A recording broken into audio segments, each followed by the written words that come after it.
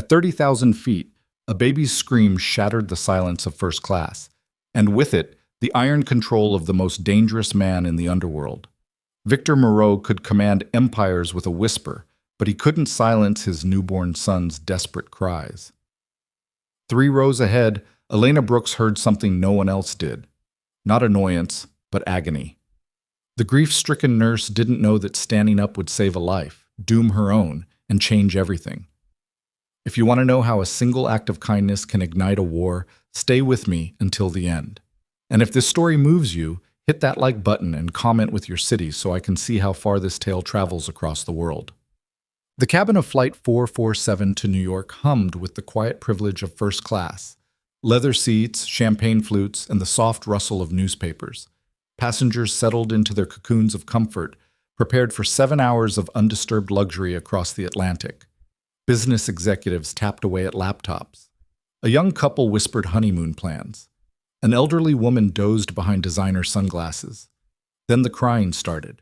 It began as a whimper, tentative and small, before escalating into a full-throated wail that sliced through the carefully maintained peace like a blade. Heads turned, faces tightened with irritation. The flight attendants exchanged worried glances, their professional smiles strained. In seat 2A, Victor Moreau sat rigid as stone, his jaw clenched so tight it could crack diamonds. The infant in his arms, barely 3 weeks old, screamed with the kind of desperation that came from a need no adult could understand. The baby's face was crimson, tiny fists pumping in fury, lungs working overtime to protest some nameless agony. Victor was a man accustomed to control. In the shadowed corridors of power where he operated, his word was absolute. Men twice his size stepped aside when he entered a room. Entire organizations shifted at his command. He'd built an empire on the razor's edge between legitimate business and the kind of influence that existed in whispered conversations and sealed envelopes. At 38, Victor Moreau was feared, respected, and utterly alone, except for the screaming child in his arms. "Sir, perhaps if we tried warming the bottle again?" The flight attendant hovered nearby, her voice professionally gentle but edged with desperation. This was her 3rd attempt in 20 minutes.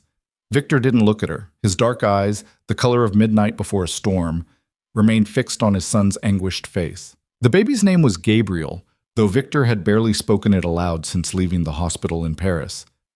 Saying the name made it real, made the loss real.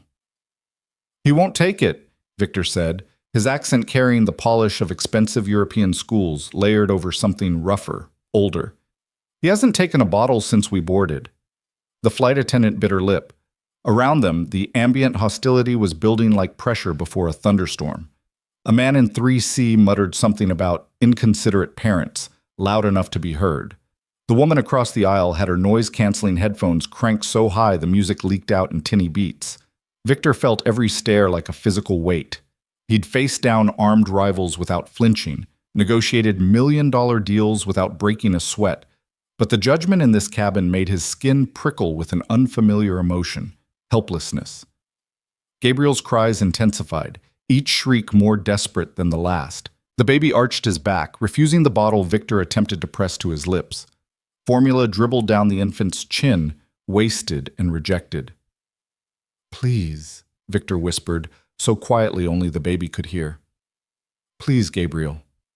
But the child only screamed louder, as if he knew, somehow knew, that the arms holding him were the wrong ones, that the person he needed, the one whose heartbeat had been his whole world for 9 months, was gone forever. 3 rows ahead, Elena Brooks heard the crying and felt something crack open in her chest. She'd been staring out the window at clouds painted gold by the setting sun, trying not to think about the empty apartment waiting for her in New York, trying not to count the days since the accident, trying not to remember the weight of her daughter in her arms, that last time in the hospital when the machines finally went silent. 4 months. It had been 4 months, and the grief was still a living thing inside her, coiled around her ribs like barbed wire. The baby's cries cut through her carefully constructed numbness. Elena knew that sound. She'd been a pediatric nurse for 6 years before Sophie was born, before the drunk driver ran the red light, before her entire world collapsed into a before and after divided by a single terrible moment. She knew the difference between a baby who was tired or hungry or uncomfortable and a baby who was starving for something no bottle could provide. Elena was 29 but felt ancient. She'd left London to escape the suffocating sympathy of friends who didn't know what to say, the apartment full of Sophie's things she couldn't bear to pack away, the playground she had to walk past every day on her way to the tube. New York was supposed to be a fresh start, a place where no one knew her story, where she could disappear into millions of strangers, and maybe, eventually, remember how to breathe without it hurting. The crying continued, growing more frantic. Elena closed her eyes, but that made it worse. Behind her eyelids, she saw Sophie's face, heard Sophie's cries from those early, desperate weeks when Elena had been a new mother, terrified and exhausted, certain she was doing everything wrong. But she'd learned. She'd figured it out. She'd become the mother Sophie needed. And now Sophie was gone, and some other child was screaming, and Elena couldn't make herself not care. She turned in her seat, craning her neck to see the source of the disturbance. Through the gaps between seats, she caught glimpses. A man's broad shoulder in an expensive suit, dark hair, and the edge of a pale blue blanket. The flight attendant was speaking in low, urgent tones, but the crying didn't stop. Elena's hands tightened on the armrests. This wasn't her problem. She had her own grief to manage. She'd promised herself she wouldn't get involved, wouldn't let the pain back in. She was going to New York to forget, not to remember. But the crying continued, and it sounded so much like suffering that Elena couldn't sit still anymore. Before she could talk herself out of it, she unbuckled her seatbelt and stood. The flight attendant near her seat looked up in surprise as Elena moved into the aisle, walking against the current of settling passengers toward the front of the cabin. The man in seat 2A didn't notice her approach.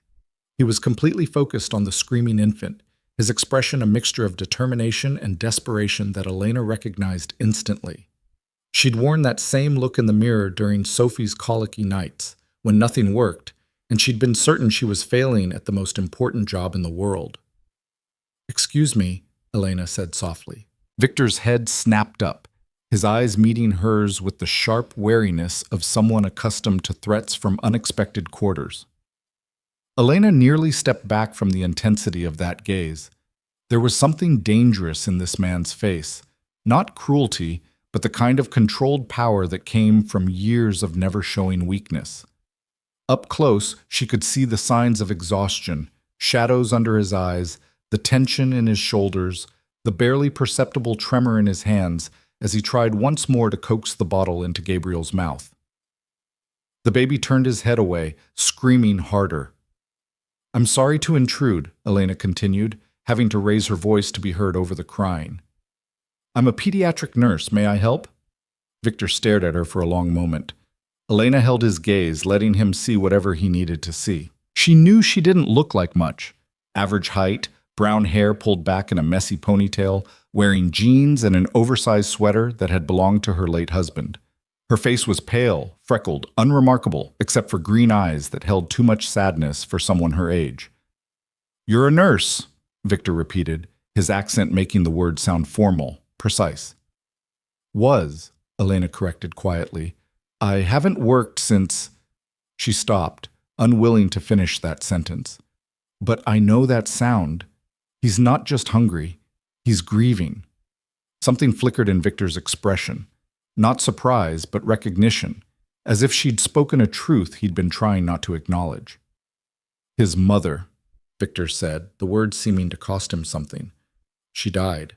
Complications from the birth. 3 weeks ago." Elena's breath caught. Around them, the hostility in the cabin shifted subtly. Passengers who'd been preparing to complain suddenly found intense interest in their phones, their books, anything but the man holding his dead wife's child. "I'm so sorry," Elena whispered, and meant it with every fractured piece of her heart. "I've tried everything," Victor continued, his voice low and rough. "Formula, different bottles, holding him, walking him. He won't eat. Hasn't properly eaten since we left Paris. The doctor said—" He stopped, jaw tightening. "The doctor said sometimes they know. Somehow they know their mother is gone." Gabriel's cries had diminished slightly, as if the baby sensed the attention had shifted. Elena looked at the infant's red, tear-streaked face and felt something she'd thought was dead stir inside her chest. "May I?" she asked, holding out her arms. Victor hesitated. This was a test, Elena realized. He was measuring her, calculating risks she couldn't begin to understand. There was something more to this man than grief and exhaustion, something that made the air around him feel charged, dangerous. But whatever he saw in her face must have satisfied him, because he slowly, carefully transferred the screaming baby into her arms. The moment Gabriel settled against her chest, something shifted. Elena's body remembered before her mind did. Her arms curved instinctively into the right position. Her hand found the perfect spot to support the baby's head. She began swaying, a gentle rock step motion that came from muscle memory deeper than thought. She murmured, her voice dropping into the low, soothing register she'd used with countless babies over the years. "Shh, little one. I know it hurts." Gabriel's cries didn't stop immediately, but they changed.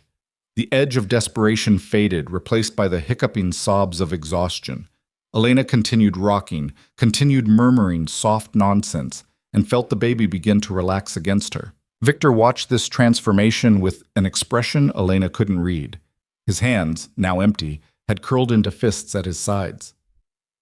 "He needs warmth," Elena said quietly, still rocking. "Skin-to-skin contact. The formula's fine, but he's not hungry for food. He's hungry for connection, for the heartbeat he's lost." She looked up at Victor, seeing him for the first time. Beneath the expensive suit and the dangerous edge, there was a man drowning in grief and responsibility he hadn't asked for. "Did you bring any way to carry him?" Elena asked. "A sling or carrier?" "In the overhead compartment," Victor said.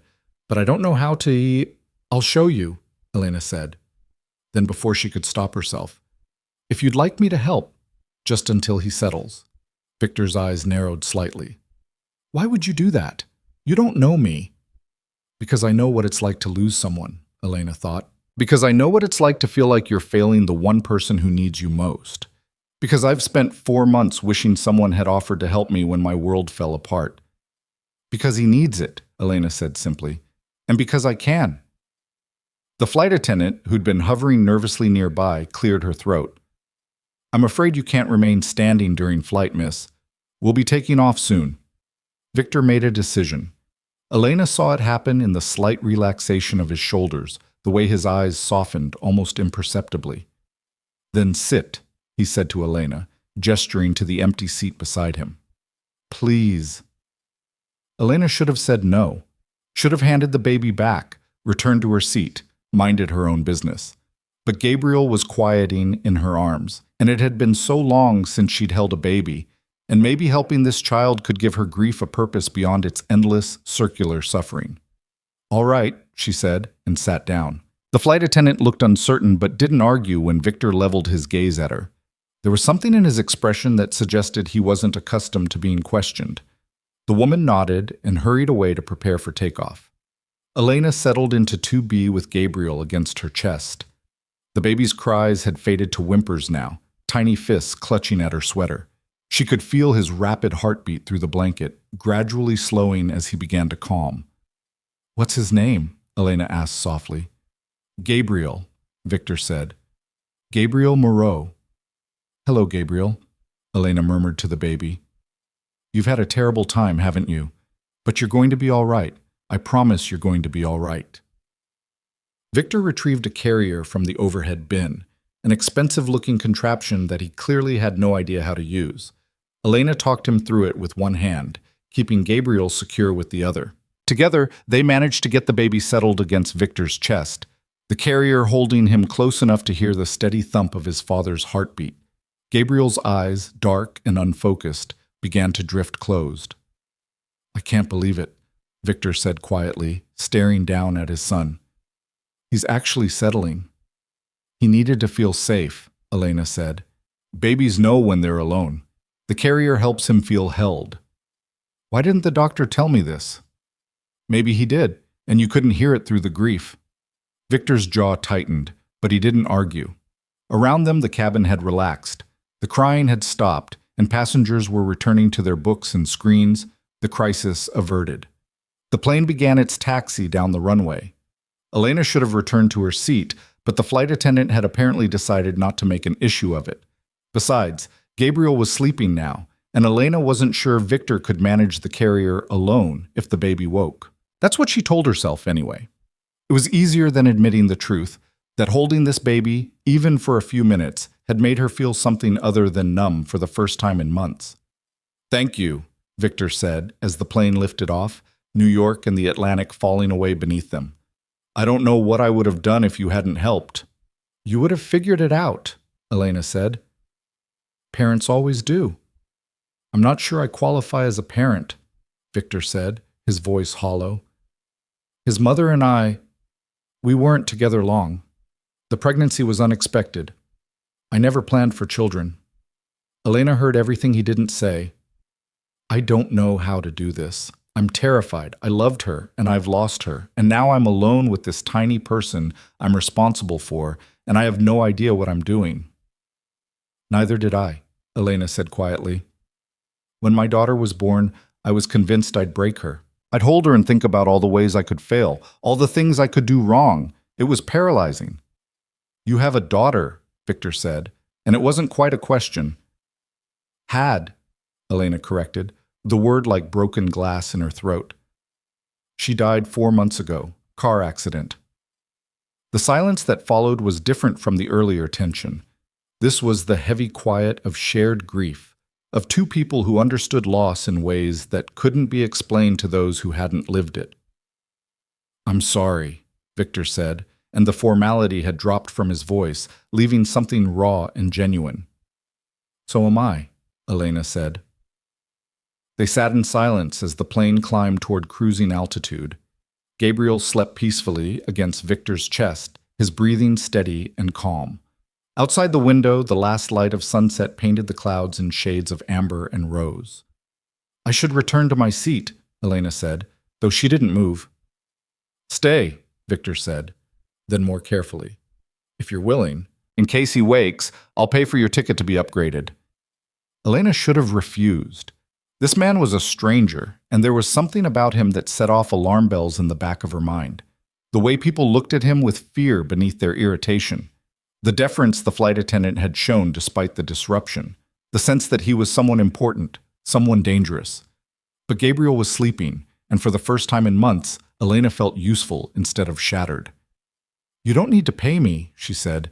"But yes, I'll stay." The hours passed in strange intimacy. They didn't talk much, just watched Gabriel sleep, adjusted the carrier when he stirred, worked together to feed him when he finally woke hungry instead of hysterical. Elena showed Victor how to hold the bottle at the right angle, how to burp the baby without jostling him too much, how to read the tiny signals that indicated comfort or distress. Victor was a quick study. His hands, large and capable, learned to be gentle. He watched everything Elena did with intense focus, filing away each technique like battle tactics. "You're good at this," Elena said as Victor successfully got Gabriel to take half a bottle without fussing. "I'm good at learning what I need to survive," Victor replied. Then catching her expression, "That came out darker than I intended." "What do you do?" Elena asked. "For work, I mean." Victor's expression shuddered slightly. "Import-export, international trade. It's complicated and boring." It was a lie, or at least not the whole truth. Elena could hear it in the smooth way he delivered the words, the same tone people used when describing jobs they didn't want to explain. But she didn't push. Everyone had secrets, and she had her own. "And you?" Victor asked. "What brought you to London?" "My husband was British," Elena said. "We met when I was doing a nursing exchange program. Fell in love, got married, had Sophie. Then he died, cancer, 2 years ago.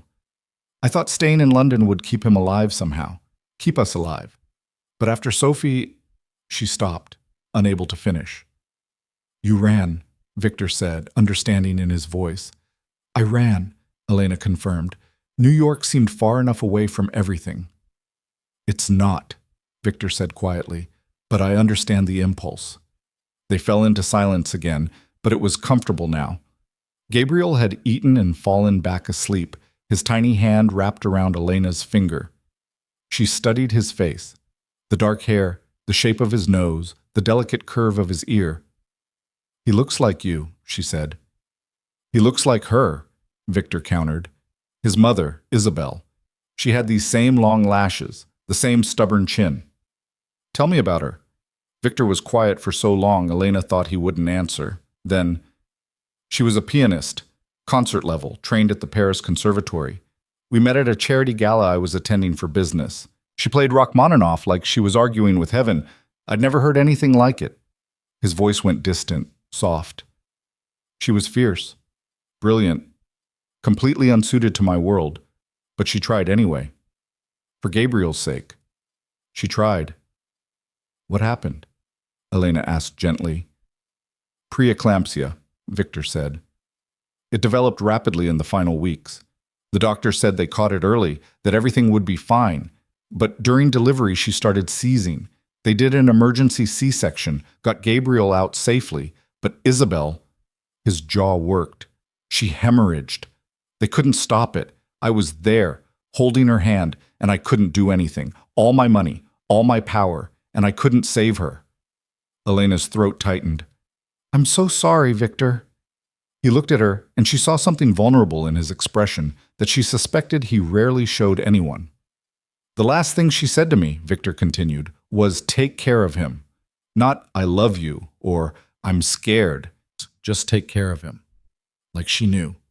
Like she knew she was leaving me with this responsibility I had no idea how to handle. "You're handling it," Elena said firmly. "You got him out of Paris. You're taking him somewhere safe. You're learning. That's all any parent does." "With your help," Victor pointed out. "Without you, he'd still be screaming." "He'd have settled eventually," Elena said. "Babies always do." "Maybe," Victor said, "but I'm grateful it was sooner rather than later." The flight attendant appeared with a meal service, eyeing their arrangement with barely concealed curiosity. Elena and Victor managed to eat one-handed, sharing the awkward ballet of airplane food while keeping Gabriel undisturbed. It should have been awkward, but instead it felt almost natural, like they'd been doing this co-parenting dance for months instead of hours. As the cabin lights dimmed for the overnight portion of the flight, passengers settling into sleep around them, Elena found herself watching Victor with Gabriel. The way he'd relaxed into the carrier, one hand resting protectively over the baby's back, the way his breathing had synchronized with his son's. "You love him," she said quietly. "I barely know him," Victor replied. "That's not what I asked." Victor was silent for a moment, then, "Yes, I love him.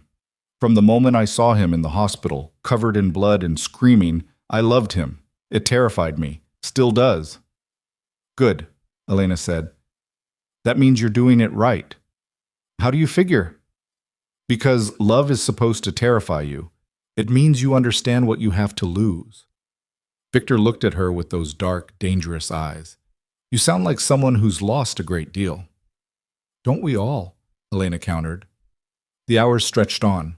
Gabriel woke once more, ate, and fell back asleep. Victor dozed fitfully, his body never fully relaxing despite his obvious exhaustion. Elena stayed awake, unable to sleep despite her own fatigue.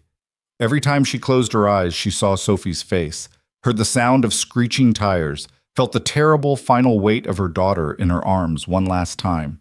But sitting here with Gabriel's tiny breaths and Victor's presence beside her, the memories felt slightly less sharp, as if helping this broken little family had given her grief a direction other than inward. As dawn began to break over the Atlantic, painting the clouds in shades of pearl and gold, the captain's voice crackled over the intercom announcing their initial descent into New York. Elena realized with a start that she'd spent the entire flight in Victor's company. 7 hours had passed in what felt like minutes, and now it was ending. They would land, go their separate ways, and she would probably never see this man and his baby again. The thought hurt more than she expected. "Thank you," Victor said as the plane began its descent, speaking over the rising hum of the engines. "For everything. You saved us today." "I just held a baby," Elena said, trying to keep her voice light. "That's hardly saving anyone." "You gave me hope," Victor said seriously, "that I might actually be able to do this, that Gabriel might actually be all right. That's everything." Elena didn't know what to say to that.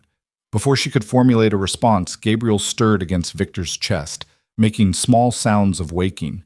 Together they managed one final bottle and diaper change in the cramped airplane bathroom, a comedy of errors that left them both laughing helplessly, while Gabriel observed them with solemn dark eyes.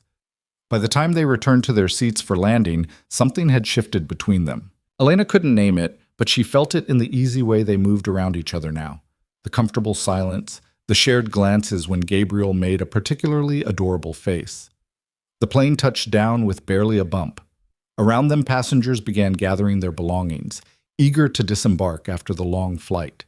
Elena should have moved back to her original seat, but she stayed where she was, helping Victor gather Gabriel's things, repack the diaper bag, secure the carrier. "Do you have someone meeting you?" Victor asked as they waited for the cabin doors to open. "In New York?" "No," Elena admitted. "I have a sublet in Brooklyn. That's it." Victor studied her face. "And here? Do you have family, friends?" "Not yet," Elena said. "That's kind of the point. Start fresh. New city, new life. No one who knows." She gestured vaguely. "No one who knows you're running from your grief," Victor supplied. "Exactly." The cabin doors opened. The exodus began, passengers filing past them with carry-on bags and travel pillows. Victor made no move to stand. Neither did Elena. "I know this is presumptuous," Victor said carefully, "but I'd like to offer you a job." Elena stared at him. "A what?" "A job. As Gabriel's nanny. Live-in position, if you're willing.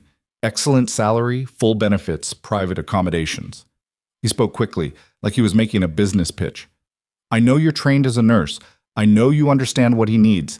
And I know—" He stopped, something vulnerable crossing his face.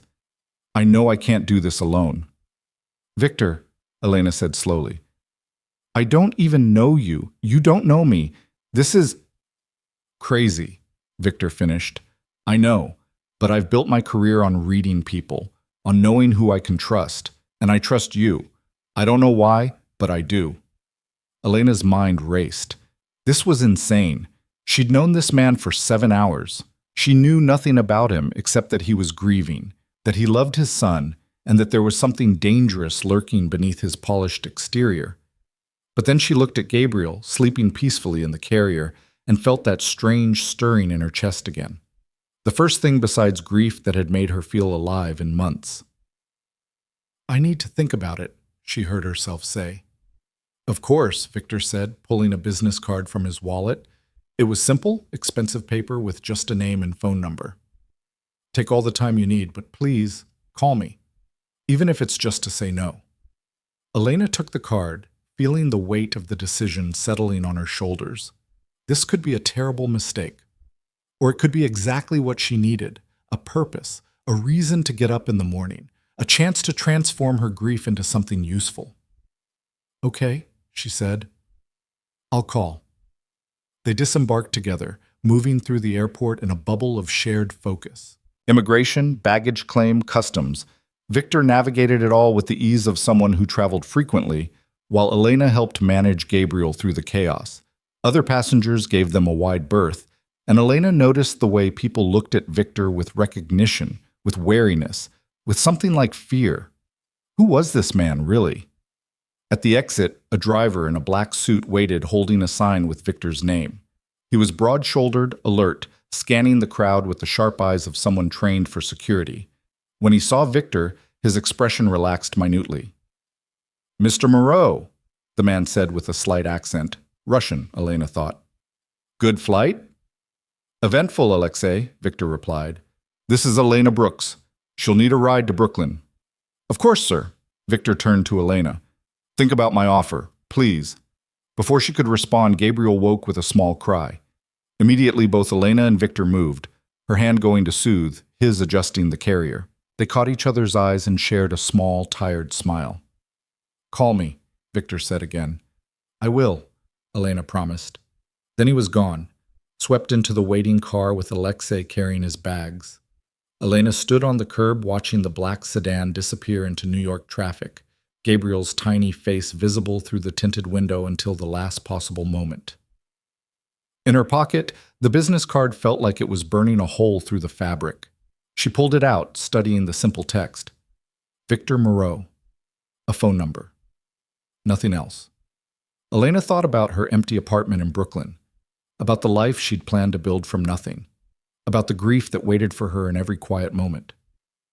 Then she thought about Gabriel's peaceful sleep in her arms, about Victor's desperate gratitude, about feeling useful, needed, alive for the first time since Sophie died. She pulled out her phone. The text was simple. It's Elena. When can we talk about the job? The response came before she'd even lowered her phone. Tonight. I'll send a car. Elena stared at the message, her heart pounding. She was either about to make the best decision of her life or the worst. But standing in the controlled chaos of JFK Airport, watching the city she'd run to spread out before her in the early morning light, Elena realized something. She was tired of running. Tired of letting grief make all her decisions. Tired of existing instead of living. Maybe it was time to take a leap of faith. Maybe it was time to see where this strange, impossible connection might lead. She typed back, "Send the address. I'll be ready." As she made her way to baggage claim to retrieve her single suitcase, everything she owned in the world, Elena felt something she hadn't felt in 4 months. Anticipation. Not hope, exactly, but maybe the beginning of it. A small, fragile thing that whispered that perhaps there was a future worth fighting for after all. Behind her, the morning sun rose over New York, painting the sky in shades of possibility. And ahead, somewhere in this vast, unknowable city, a baby cried for the comfort only she seemed able to give. The address Victor sent led Elena to a neighborhood she'd only read about in lifestyle magazines, the kind of place where doormen wore tailored uniforms and knew better than to ask questions. The car that picked her up from her sublet was the same black sedan from the airport, driven by the same silent Alexei who'd loaded her single suitcase into the trunk with the careful efficiency of someone handling explosives. Elena spent the 20-minute drive staring out the window, watching Brooklyn transform from her modest neighborhood of bodega-lined streets to the manicured elegance of Brooklyn Heights. Brownstones stood shoulder to shoulder like wealthy sentinels, their limestone facades glowing in the evening light. Trees she couldn't name arched over sidewalks where women pushed designer strollers and men in suits hurried home from Manhattan. This wasn't the fresh start she'd imagined. This was something else entirely. The car pulled up in front of a particularly grand brownstone, 4 stories of pristine architecture with wrought iron gates and windows that gleamed like dark mirrors. Alexei opened her door without a word, then carried her suitcase up the steps as if it weighed nothing. He pressed a code into an electronic panel Elena hadn't even noticed, and the heavy front door swung open. Inside, the home was a study in controlled elegance. Hardwood floors, the color of honey, stretched beneath high ceilings. Crown molding traced perfect lines along walls painted in warm neutrals. Modern art hung in precisely measured intervals. Abstract pieces that probably cost more than Elena had earned in her entire nursing career. Everything was beautiful, expensive, and utterly impersonal, like a spread from Architectural Digest rather than a place where anyone actually lived. Except for the baby swing in the corner of the living room, surrounded by a scattered archipelago of burp cloths and bottles. That single disruption to the perfect order made Elena's chest tighten with something like recognition. Miss Brooks. A woman emerged from what Elena assumed was the kitchen. Middle-aged, with steel-gray hair pulled back in a severe bun, and the ramrod posture of someone who ran tight ships. "I'm Mrs. Chen, Mr. Moreau's housekeeper. He's expecting you in the nursery. 3rd floor, 2nd door on the right." "Thank you," Elena managed, feeling desperately out of place in her jeans and sweater among all this refined wealth. Mrs. Chen's expression softened, almost imperceptibly. "For what it's worth, you're the first person who's made it past the front door since Gabriel arrived. Mr. Moreau doesn't typically invite strangers into his home." Elena didn't know what to say to that, so she simply nodded and climbed the stairs. Each step creaked slightly under her weight, the only sound in the hushed house besides her own breathing and the distant murmur of a voice from above. Victor's voice, low and rhythmic, speaking words she couldn't quite make out. The nursery door stood ajar, spilling warm light into the hallway. Elena paused at the threshold, suddenly uncertain. She'd texted a man she barely knew, agreed to come to his home, and was now about to walk into his private space to discuss caring for his infant son. When she laid it out like that, it sounded completely insane. But then Gabriel made a small, fussing sound, and Elena's body responded before her mind could catch up. She pushed the door open and stepped inside. The room was a stark contrast to the rest of the house. Where downstairs everything was perfect and cold, the nursery was warm and lived in. A crib stood against one wall, its sheets rumpled from use. A changing table overflowed with diapers and wipes. Baby clothes were draped over a chair, waiting to be folded. Books on infant care stood in crooked stacks on every available surface, their spines cracked from desperate consultation. And in the center of it all, Victor stood by the window with Gabriel against his shoulder, swaying slightly as he spoke in low French. He'd changed from his suit into dark jeans and a simple black sweater that made him look younger, less formidable. Without the armor of expensive tailoring, Elena could see the exhaustion written in the slope of his shoulders, the shadows under his eyes. He looked like every new parent she'd ever known, terrified, exhausted, and completely out of his depth. "Hi," Elena said softly, not wanting to startle him. Victor turned, and something in his expression shifted when he saw her. Relief, maybe, or gratitude. "You came." "I said I would." "People say many things." He moved toward her, and Elena got her first good look at Gabriel in proper light. The baby was awake but calm, dark eyes tracking movement with the unfocused attention of the very young. He'd changed in the 14 hours since the airport, or maybe Elena was just seeing him more clearly now. He had Victor's bone structure, sharp even in infancy, but something softer around the mouth and eyes that must have come from Isabel. "How is he?" Elena asked. "Better than he was," Victor admitted. "He's eaten 3 times since we got home, kept everything down. Slept for almost 4 hours straight, but I can't seem to put him down without him waking immediately. Mrs. Chen says I'm spoiling him." "Mrs. Chen is wrong," Elena said firmly. "You can't spoil a 3-week-old. He needs to be held. He's lost the only person who held him for 9 months. Everything feels wrong to him right now, except being against someone's heartbeat." Victor's jaw tightened. The doctors in Paris said the same thing, but they also said he'd adjust, that he'd accept bottle feeding within a week. It's been 3 weeks, and until you helped on the plane, he screamed through every feeding. "Because no one was helping you understand what he needed," Elena said. She moved closer, studying Gabriel's face. "May I?" Victor hesitated, then carefully transferred the baby into her arms. Gabriel made a small sound of protest at the disruption, but settled quickly against Elena's chest, one tiny hand fisting in her sweater. The weight of him, the warmth, the new baby smell. It all crashed over Elena like a wave, bringing memories of Sophie so vivid she had to close her eyes against them. But instead of drowning, she let herself float, let herself remember what it felt like to be needed like this, to be the entire world to someone so small. "You're good with him," Victor observed quietly. "He trusts you already." "Babies are simple," Elena said, opening her eyes. "They just want to feel safe. Everything else is negotiable." "I wish I'd known that 3 weeks ago." Victor ran a hand through his hair, leaving it disheveled. "I've been fighting him this entire time, trying to make him adapt to my schedule, my way of doing things. I didn't understand that I needed to adapt to him." "Most new parents don't," Elena said. "It's not instinctive for everyone. Some people have to learn it." "Like you?" Elena nodded slowly. "I was terrible at first with Sophie. I'd stand over her crib watching her breathe, convinced I was doing everything wrong. My husband used to find me crying in the bathroom at 3 in the morning because she wouldn't stop fussing, and I was certain it meant I was a bad mother." "But you learned." "Eventually, with help from other nurses, from books, from trial and error." She looked down at Gabriel, tracing one finger along his soft cheek. "What you need to understand, Victor, is that there's no manual for this. Every baby is different. Gabriel has his own personality, his own needs, his own way of communicating. Your job isn't to control him or fix him, it's just to learn his language." Victor was quiet for a long moment, watching her with those dark, assessing eyes. Then he said, "I want to hire you, not just as a nanny, as a teacher, someone who can show me how to do this properly." "You're doing fine," Elena protested. "I'm surviving," Victor corrected. "There's a difference. I need to do better than survive." Gabriel deserves better than a father who's making it up as he goes. All fathers make it up as they go, Elena pointed out. That's called parenting. Then I need someone who's better at improvisation than I am.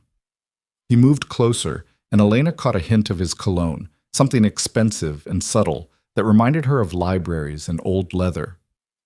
I can pay whatever you ask. You'll have your own suite, complete privacy, time off whenever you need it. I just need help, please. There was something raw in his voice that made Elena's defenses crack. This wasn't a business negotiation. This was a desperate father begging for a lifeline. What exactly would you want from me? She asked carefully. Honestly, I don't know. I've never had a nanny before. Victor gestured at the chaos of the nursery.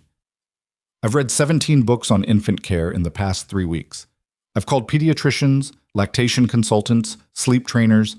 Everyone has different advice, and none of it seems to work. What I need is someone who can be here, in the moment, helping me figure out what Gabriel needs right now, not what a book says he should need, what he actually needs. Elena shifted Gabriel in her arms, feeling the baby's breath against her neck. You need a partner, someone who can share the load. Yes, Victor said simply. That's exactly what I need. And when Gabriel doesn't need me anymore, when you've learned his language and I'm no longer necessary, then we'll reassess, Victor said. But that won't be for months at least, and by then, maybe you'll have decided if you want to stay in New York or move on to somewhere else. Either way, you'll have time and resources to figure out your next step. It was logical, practical, and probably too good to be true. Elena's instincts screamed warnings. She didn't know this man, didn't understand what he really did for a living, didn't know what she might be walking into. The money alone should have been suspicious. Who paid a small fortune for a nanny unless they had something to hide? But Gabriel made a small, contented sound against her chest, and Elena felt something in her heart shift dangerously. I need you to be honest with me about something, she said quietly. On the plane, people were afraid of you.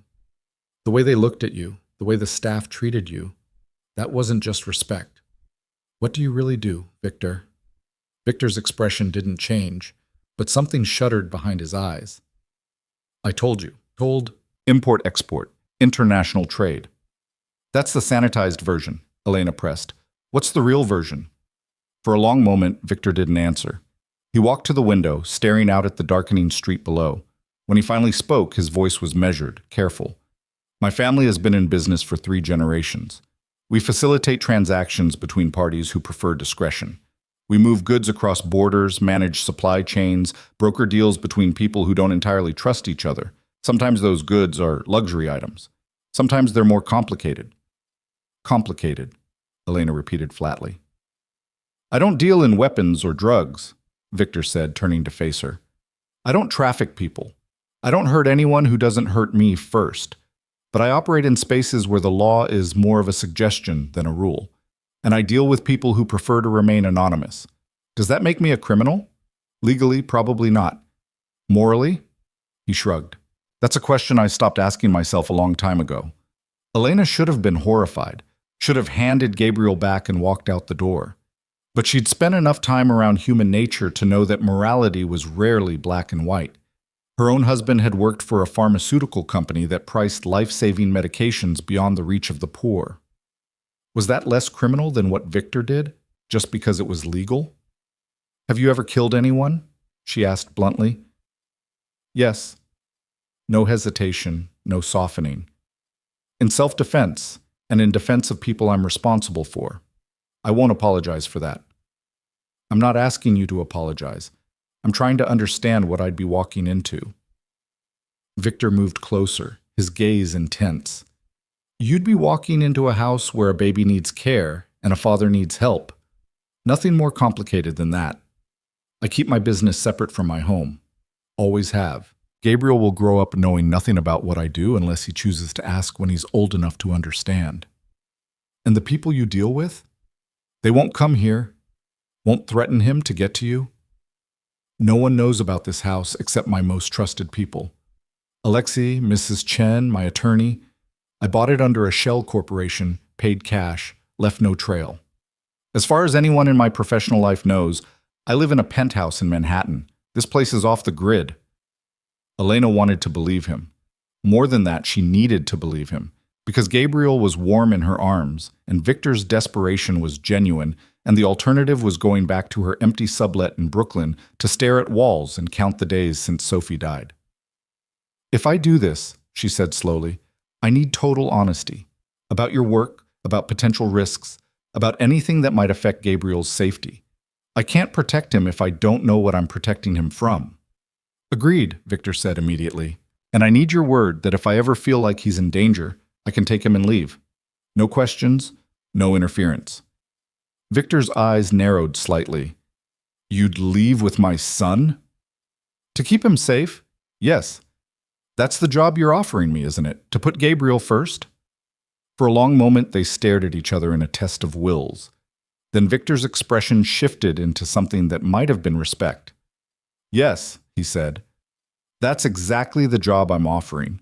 And if you ever feel you need to run with him, I'll help you do it, because you'll be right. His safety comes first, always." Elena studied his face, looking for deception and finding only exhausted sincerity. Maybe she was being naive. Maybe this was the worst decision she'd ever made. But standing in this nursery with Gabriel sleeping against her heart, Elena realized she was going to say yes. Not because of the money, or the beautiful house, or the chance to escape her grief, but because this baby needed her, and after 4 months of feeling useless and broken, being needed felt like oxygen after drowning. "All right," she said, "I'll do it. But we start with some ground rules." Relief washed over Victor's features so clearly that Elena almost smiled. "Whatever you need. First, I need you to trust me. When I tell you Gabriel needs something, I need you to believe me even if it contradicts what you've read or what some expert said. Every baby is different, and I'll know what this particular baby needs." Done. Second, you need to be present. I'm not a replacement parent. I'm support. You're his father, and he needs to bond with you. That means you change diapers, you do feedings, you get up in the night. I'll be there to help, but I won't do it for you. Victor nodded slowly. "That's fair." Third, we maintain boundaries. This is a professional relationship. I have my space. You have yours. We're partners in caring for Gabriel, but we're not friends. We're not family. We're colleagues. Something flickered in Victor's expression that Elena couldn't read. "Of course." "And fourth," Elena said, "we're honest with each other about everything. If you're struggling, you tell me. If I'm struggling, I tell you. No pretending we're fine when we're not. Gabriel will pick up on tension and dishonesty. He needs stability, which means we need to communicate." "Agreed," Victor said. "Is that all?" "For now. I reserve the right to add more as we go." Victor actually smiled, a small, tired thing that made him look almost boyish. "You're going to be good at this." "I hope so," Elena said. She looked down at Gabriel, now deeply asleep in her arms, his face peaceful in a way she suspected it hadn't been much lately. "When do you want me to start?" "Is now too soon?" Elena thought about her sublet with its bare walls and secondhand furniture, thought about the silence waiting for her there, the empty hours she'd fill with grief and regret, thought about waking up tomorrow with no purpose except surviving another day. Then she thought about waking up to Gabriel's cries, to the challenge of teaching Victor how to be the father he wanted to be, to the possibility that helping this broken family might help her put her own pieces back together. "Now works," she said. Mrs. Chen appeared like magic when Victor called, showing Elena to a suite on the second floor that was larger than her entire London apartment had been. Hardwood floors, a 4-poster bed with white linens, a sitting area with a view of the garden, and a bathroom with a clawfoot tub that made Elena's eyes widen. It was beautiful, luxurious, and completely overwhelming. "Mr. Moreau had it prepared after you texted," Mrs. Chen explained, setting Elena's pathetic single suitcase on the bed. "If you need anything, clothing, toiletries, anything at all, just let me know and I'll arrange it." "This is too much," Elena said faintly. "This is Mr. Moreau," Mrs. Chen replied with the hint of a smile. "He doesn't do anything halfway. You'll get used to it." After Mrs. Chen left, Elena stood in the center of the suite and tried to process the past 24 hours. Yesterday, she'd been alone on a plane to New York, running from grief with no plan beyond survival. Now she was living in a brownstone in Brooklyn Heights, agreeing to care for a baby whose father openly admitted to operating outside the law, and somehow it all felt right in a way nothing had felt right since Sophie died. She unpacked her meager belongings, a week's worth of clothes, a few photographs, the stuffed rabbit that had been Sophie's favorite toy, and tried not to think about how empty her suitcase looked in this enormous closet. Tomorrow she'd worry about practical things like buying appropriate clothes for this job. Tonight she just needed to breathe. A soft knock on the door interrupted her thoughts. Victor stood in the hallway, Gabriel still sleeping against his shoulder in the carrier. "I'm sorry to disturb you," he said quietly, "but I was wondering if you might help me with his bedtime routine. I've been trying to follow the schedule the pediatrician recommended, but he fights sleep every time I put him down." Elena checked her watch. 8:30. "What time does the pediatrician say he should go to bed?" 7. "And what time does he naturally get tired?" Victor blinked. I don't know. I've been trying to keep him to the schedule." "That's your first problem," Elena said gently. "He's 3 weeks old. He doesn't have a schedule. He has rhythms, patterns, needs. Come on, let me show you something."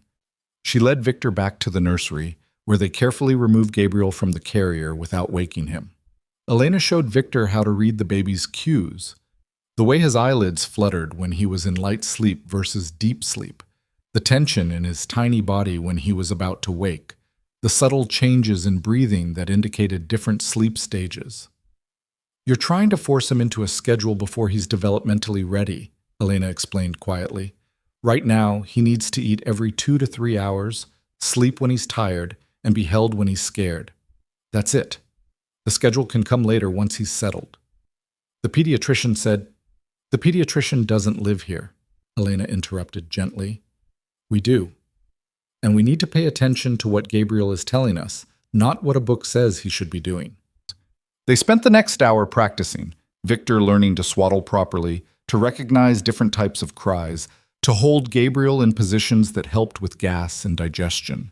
Elena watched Victor's large hands learn to be gentle, watched his intense focus soften into something almost tender. "You're a quick study," she said as Victor successfully got Gabriel to burp after a feeding. "I'm motivated," Victor replied, his voice rough with emotion. "I lost Isabel. I can't lose him too." "You won't," Elena promised, hoping desperately that she could keep that promise. "Not if we work together." Gabriel fell asleep around 10, not because they forced him to, but because he was finally ready. They put him in the crib, and for the first time since Paris, he stayed asleep when Victor stepped away. "I can't believe it," Victor whispered, staring at his son like he was witnessing a miracle. "Believe it," Elena whispered back. "You did that. You learned what he needed, and you gave it to him." They crept out of the nursery like thieves, leaving the door cracked and a baby monitor glowing on the dresser. In the hallway, Victor turned to Elena with an expression of such profound gratitude that she had to look away. "Thank you," he said simply, "for everything, for taking a chance on us." "Thank you for giving me a reason to get out of bed tomorrow," Elena replied before she could stop herself. Victor's expression shifted into something more complex, understanding, maybe, or shared recognition of grief's peculiar weight. "We're both running from something, aren't we?" "Maybe," Elena admitted, "or maybe we're running towards something. It's too early to tell." "Either way," Victor said, "I'm glad you're here." "So am I," Elena said, surprised to find she meant it. She went to bed that night in sheets that smelled like lavender, in a room too big for one person, in a house that belonged to a man she barely knew. She should have been terrified, should have been questioning every decision that led her here. Instead, she fell asleep thinking about Gabriel's tiny hand wrapped around her finger, and for the first time in 4 months, she didn't dream about Sophie's accident. When Gabriel's cries woke her at 2 in the morning, Elena was up and moving before she was fully conscious. She met Victor in the hallway, both of them bleary-eyed and rumpled, and together they stumbled into the nursery to face the challenge of a nighttime feeding. It took 45 minutes, 2 diaper changes, and a lot of patient coaxing, but eventually Gabriel was fed, burped, and sleeping again. Victor stood over the crib with the exhausted satisfaction of someone who'd just won a battle. "We did it," he said, sounding faintly amazed. "We did," Elena confirmed, "and we'll do it again in 3 hours when he wakes up hungry." Victor groaned, but he was smiling. "This is what I signed up for." "This is what we both signed up for," Elena corrected. As she walked back to her suite, Elena realized something had shifted. The boundaries she'd insisted on felt less important now. The professional distance she'd demanded felt arbitrary. They weren't colleagues anymore, if they ever really had been. They were something else, something she didn't have a name for yet. Two people bound together by a baby's needs and their own broken hearts, learning to trust each other in the small hours of the morning when the rest of the world slept. It wasn't the fresh start Elena had imagined when she boarded that plane to New York. It was something far more complicated, far more dangerous, and far more real. And as she fell back into bed, listening to Victor's footsteps fade down the hallway, Elena couldn't shake the feeling that she'd just stepped into a story that would change everything. The rhythm established itself over the following weeks like a tide finding its pattern. Gabriel woke every 3 hours with clockwork precision, and Elena and Victor learned to move through the darkness like dancers who'd rehearsed the same routine 1,000 times. They didn't need words anymore in those midnight hours, just the quiet shuffle of footsteps, the rustle of blankets, the soft sounds of a baby learning to trust the world again. Elena watched Victor transform. The dangerous edge she'd glimpsed that first day softened around Gabriel, though she noticed it never entirely disappeared when Alexei came to the house for their brief private meetings. Victor's business continued somewhere beyond the walls of the brownstone, conducted in low voices behind closed doors, but it never touched the nursery. Never touched the moments when Victor learned to read his son's different cries, when he mastered the swaddle, when he walked Gabriel through colicky evenings with the patience of someone discovering reserves he didn't know he possessed. 3 weeks into her tenure, Elena came downstairs to find Victor in the kitchen at 6 in the morning, Gabriel asleep in a sling against his chest while he attempted to operate the espresso machine one-handed. "You're getting good at that," she said, accepting the cup he offered her. "I'm getting good at a lot of things I never imagined I'd need to know." Victor shifted Gabriel slightly, his hand automatically supporting the baby's head. "Did you know I can now change a diaper in under 30 seconds? Alexei timed me yesterday." He was disturbingly impressed. Elena smiled around her coffee cup. These moments of domesticity still surprised her, seeing this man who admitted to operating outside the law struggling with burp cloths and baby monitors like any other new parent. "How did your meeting go?" "The usual. Problems that need managing, people who need reminding of agreements they made." Victor's expression darkened slightly. "Nothing you need to worry about." But Elena had started noticing things. The way Alexei's visits had increased in frequency. The tension in Victor's shoulders when he emerged from those closed-door conversations. The calls he took at odd hours, speaking in rapid French or sometimes Russian. His voice taking on an edge that made her remember exactly who he was beneath the sleep-deprived father exterior. "Victor," she said carefully, "is everything all right? With your work, I mean?" He was quiet for a long moment, studying Gabriel's sleeping face. "There's a situation developing. Nothing immediate, nothing that will touch this house. But I'd be lying if I said everything was fine." "What kind of situation?" "The kind where certain people think my recent absence from day-to-day operations indicates weakness." Victor's jaw tightened. "I've spent the past month focused on Gabriel, delegating more than I usually do. Some of my associates are wondering if I've lost my edge, if I'm vulnerable." Elena's stomach clenched. "Are you? Vulnerable?" Victor met her gaze, and she saw the cold calculation there that reminded her this man hadn't built an empire through kindness. "No. Distracted, perhaps, but never vulnerable. I'm handling it." "How?" "By making it very clear that my priorities have shifted, but my capabilities haven't." He glanced down at Gabriel, something almost tender crossing his face. "And by ensuring that anyone who mistakes fatherhood for weakness learns otherwise." The word should have frightened her. Instead, Elena felt a strange sense of security. This was a man who would protect his son with the same ruthless efficiency he applied to his business. Whatever threats existed in his world, they wouldn't reach Gabriel. Victor wouldn't allow it. Still, she found herself saying, "If things become dangerous—" "You'll be the first to know," Victor interrupted. "I promised you honesty. I meant it." The situation escalated on a Tuesday afternoon when Elena was giving Gabriel a bath in the nursery sink. She'd just wrapped him in a towel when she heard raised voices from downstairs, Victor's measured tone cutting across someone else's agitation. Then the sound of breaking glass. Elena's training took over. She grabbed Gabriel, wrapped him securely, and moved to the nursery door. The voices grew louder, and she caught fragments of conversation in Russian, the words harsh and accusatory. Through the crack in the door, she saw Alexei appear at the base of the stairs, his hand moving inside his jacket in a way that made Elena's blood run cold. "Stay upstairs," Alexei called to her in English, his accent thicker under stress. "Lock the door. Don't come down until Mr. Moreau says." Elena's hand shook as she turned the lock, pressing her back against the door with Gabriel clutched to her chest. The baby, sensing her fear, began to whimper.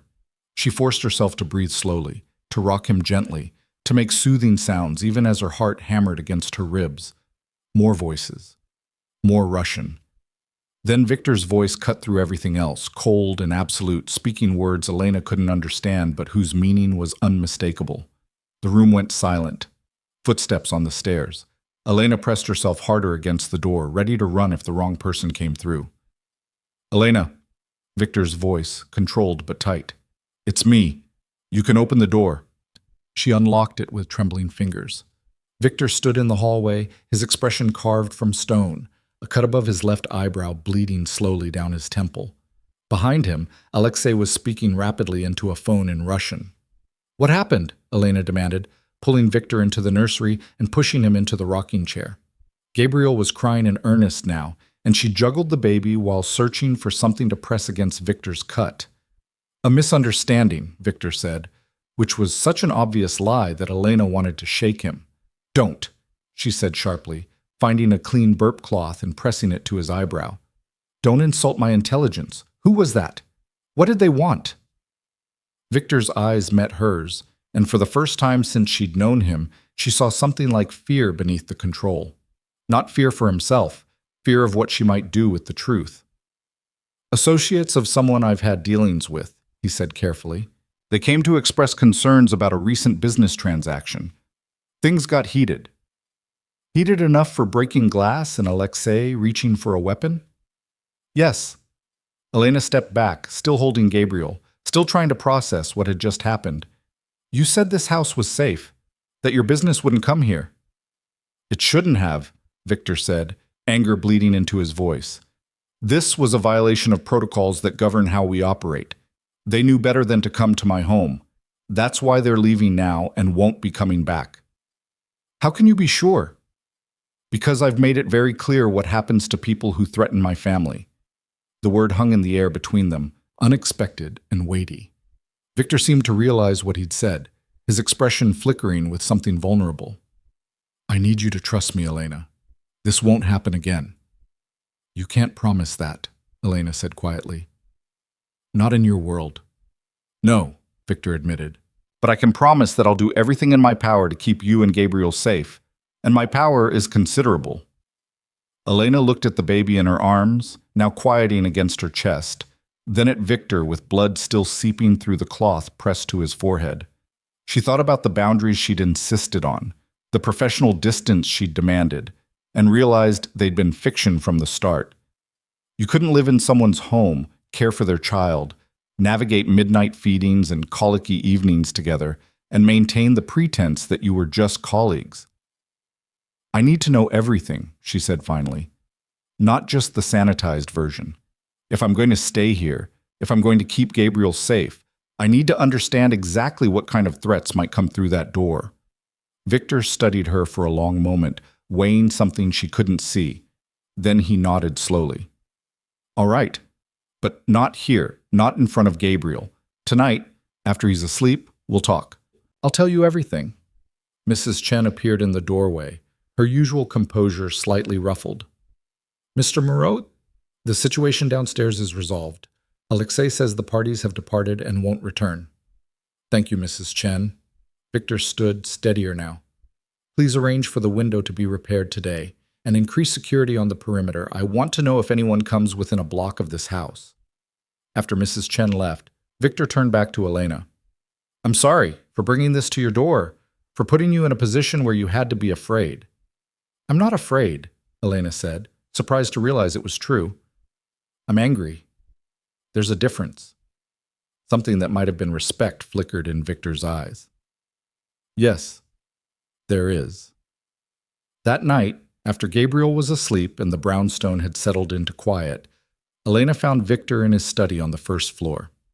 She'd never been invited into this room before.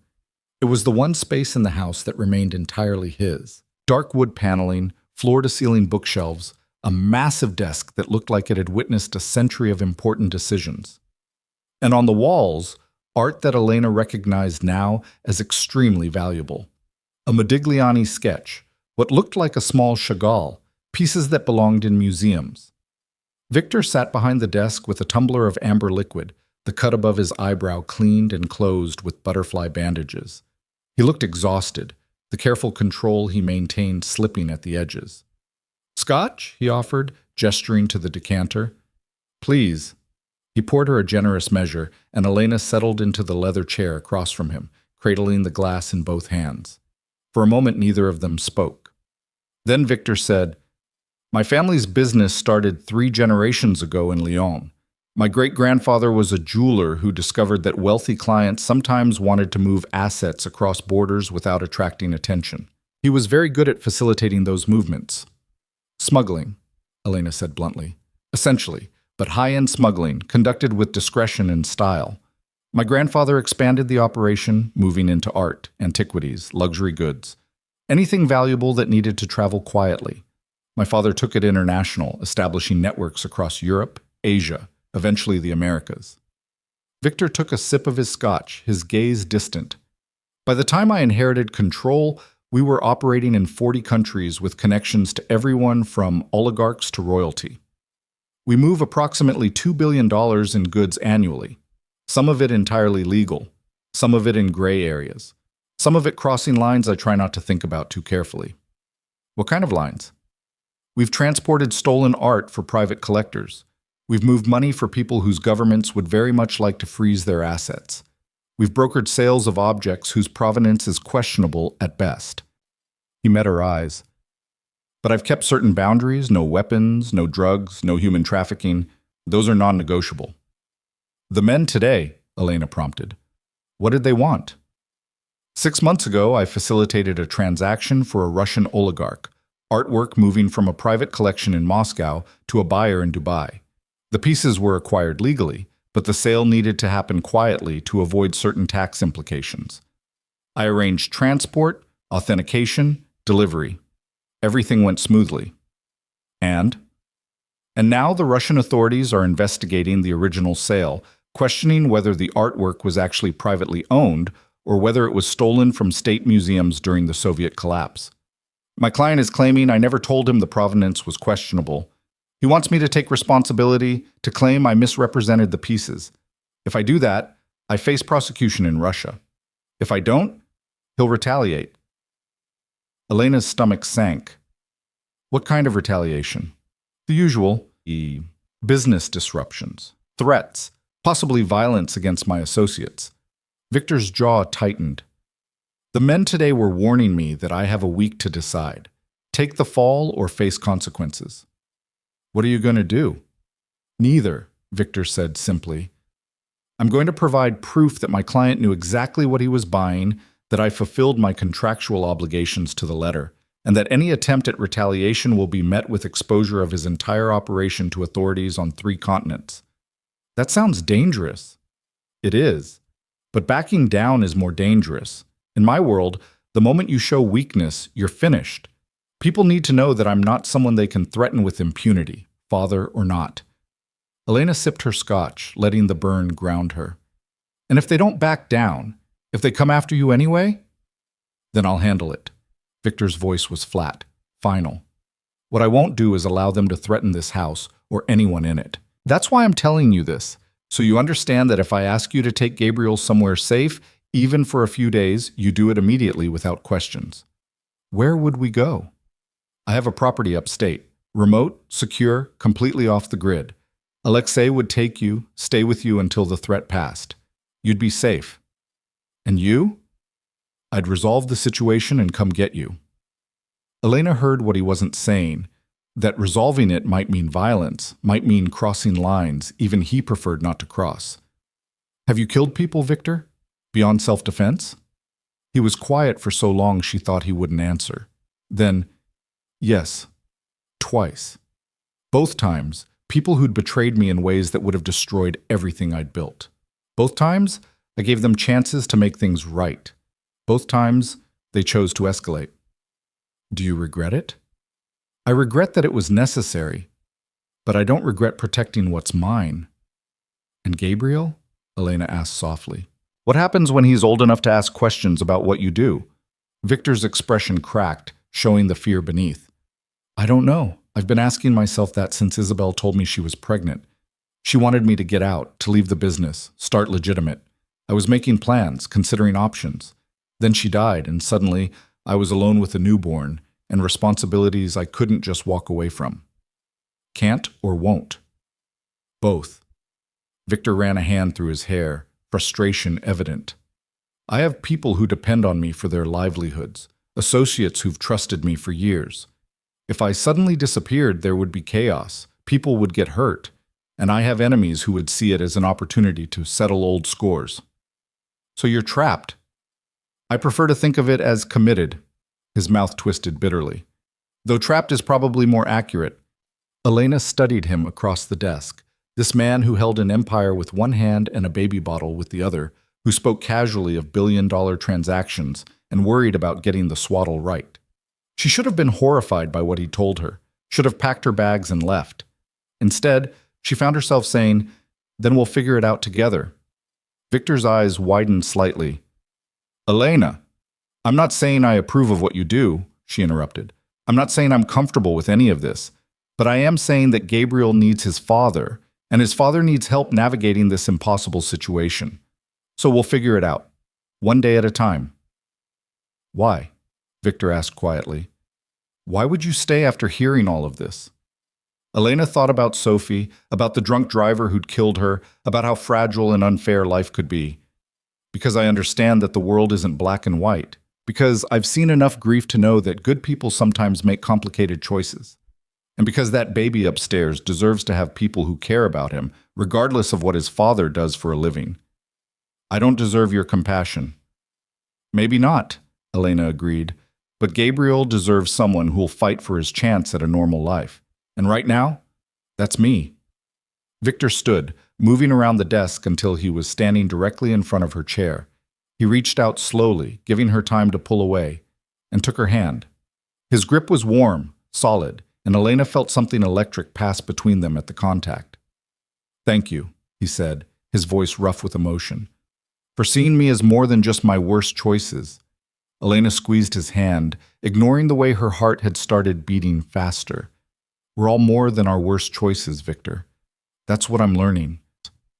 They stood like that for a moment, hands clasped, the air between them charged with something Elena didn't want to name. Then Gabriel's cry echoed through the baby monitor, breaking the spell. "That's my cue," Elena said, pulling her hand free and standing. "Your turn for the 2 a.m. feeding." "Our turn," Victor corrected, following her out of the study. And it was their turn, Elena realized, as they climbed the stairs together toward Gabriel's cries. Somewhere along the way, without her noticing exactly when it happened, they'd stopped being employer and employee, stopped being strangers bound by circumstance. They'd become partners in the truest sense, two people navigating impossible terrain together, learning to trust each other's strengths and forgive each other's weaknesses. The situation with the Russian oligarch resolved itself over the following week, though Elena only learned the details in fragments. Alexei's visits increased, sometimes bringing other men who spoke in low, urgent tones behind closed doors. Victor spent hours on encrypted calls, his voice cold and commanding in ways that made Elena remember exactly who he was. And then, one morning, it was simply over. The men stopped coming. The calls stopped. And Victor emerged from his study with the tension finally gone from his shoulders. "It's handled," was all he said, and Elena knew better than to ask for details. But the incident changed something between them. The careful boundaries Elena had insisted on felt absurd now that she'd seen Victor bleeding, had listened to him confess the full truth of his life, had chosen to stay despite everything. They stopped pretending distance was possible and settled into something more honest. A partnership built on shared responsibility for Gabriel and a growing trust that neither of them had planned on. Elena found herself looking forward to the late-night feedings, to the quiet conversations they'd have while Gabriel nursed. Victor told her about Isabel, about falling in love with someone so different from his world, about the guilt of bringing her into danger she hadn't signed up for. Elena told him about her husband David, about Sophie's laugh, about the particular shape of grief that came from losing a child. They learned each other's rhythms, anticipating needs before they were spoken. Victor knew that Elena needed coffee before conversation in the morning. Elena knew that Victor got quiet and withdrawn when business stress was weighing on him, and that the best cure was putting Gabriel in his arms and letting the baby's needs pull him back to the present. 6 weeks after Elena had moved into the brownstone, she woke to find Victor in the nursery at 4 a.m, not because Gabriel was crying, but because he was sitting in the rocking chair watching his son sleep with an expression of such profound love and terror that it made Elena's chest ache. "Can't sleep?" she asked quietly from the doorway. Victor didn't startle. "He's getting bigger. Did you notice? His face is filling out. He looks less like a newborn and more like an actual person." "They do that," Elena said, moving into the room. "Grow up when you're not looking. I keep thinking about all the things I'm going to miss. First words, first steps, first day of school. I'll be there, but I'll also be running an empire, taking calls at midnight, dealing with crises. What if I'm too distracted? What if I fail him the way I failed Isabel?" Elena knelt beside the rocking chair, putting her hand on Victor's arm. "You didn't fail Isabel. What happened to her was a medical tragedy, not something you could have prevented, and you're not going to fail Gabriel." "How can you be sure?" "Because I've watched you these past weeks. I've seen you learn everything from scratch, seen you put his needs above your business empire, seen you hold him at 3 a.m. when he won't stop crying and never once complain about it. That's not failing. That's exactly what he needs." Victor's eyes shimmered in the dim light of the nursery. "What about when he's older? When he starts asking questions about why other kids' fathers have normal jobs? When he realizes his father is a criminal?" "Then you'll tell him the truth," Elena said simply. "That you made choices you're not entirely proud of, that you operate in a complicated world, but that you've always tried to maintain your own code of honor. And you'll give him the choice to make his own decisions about the kind of man he wants to be." "You make it sound so simple." It's not simple, but it's possible." Elena squeezed his arm. "You don't have to have all the answers right now, Victor. You just have to love him and show up. The rest will figure itself out." Victor covered her hand with his, and the gesture felt significant in ways Elena wasn't ready to examine. "You're good at this." The reassurance, the perspective. "Is this what you did as a nurse?" "Sometimes. When parents were scared and needed someone to tell them they weren't ruining their children." Elena smiled sadly.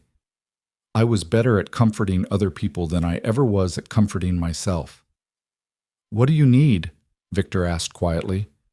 "To feel comforted?" The question caught Elena off guard. No one had asked her that since Sophie died. Everyone assumed they knew: time, space, sympathy. But Victor was asking what she actually needed, not what he thought she should need. "Honestly," Elena said, "I need to feel useful. I need to believe that Sophie's death wasn't the end of my ability to help children, that there's still purpose in what I know, what I've learned. Being here, helping Gabriel, teaching you. It makes me feel like maybe I'm not completely broken." "You're not broken," Victor said firmly. "You're grieving. There's a difference." "Is there?" "Because most days I can't tell." Victor turned in the chair, his dark eyes intense on hers. "Yes, because broken means beyond repair.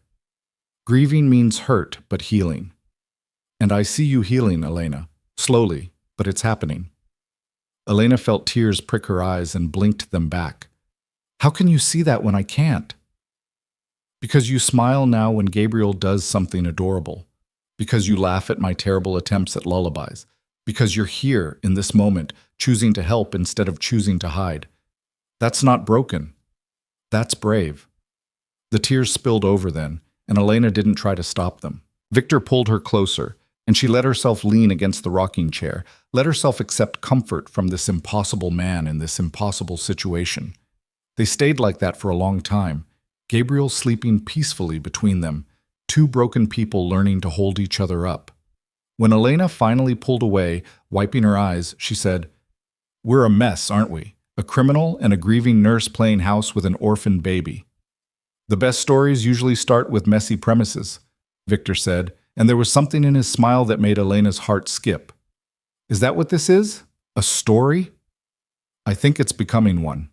Victor reached out, tucking a strand of hair behind her ear in a gesture so tender it made Elena's breath catch.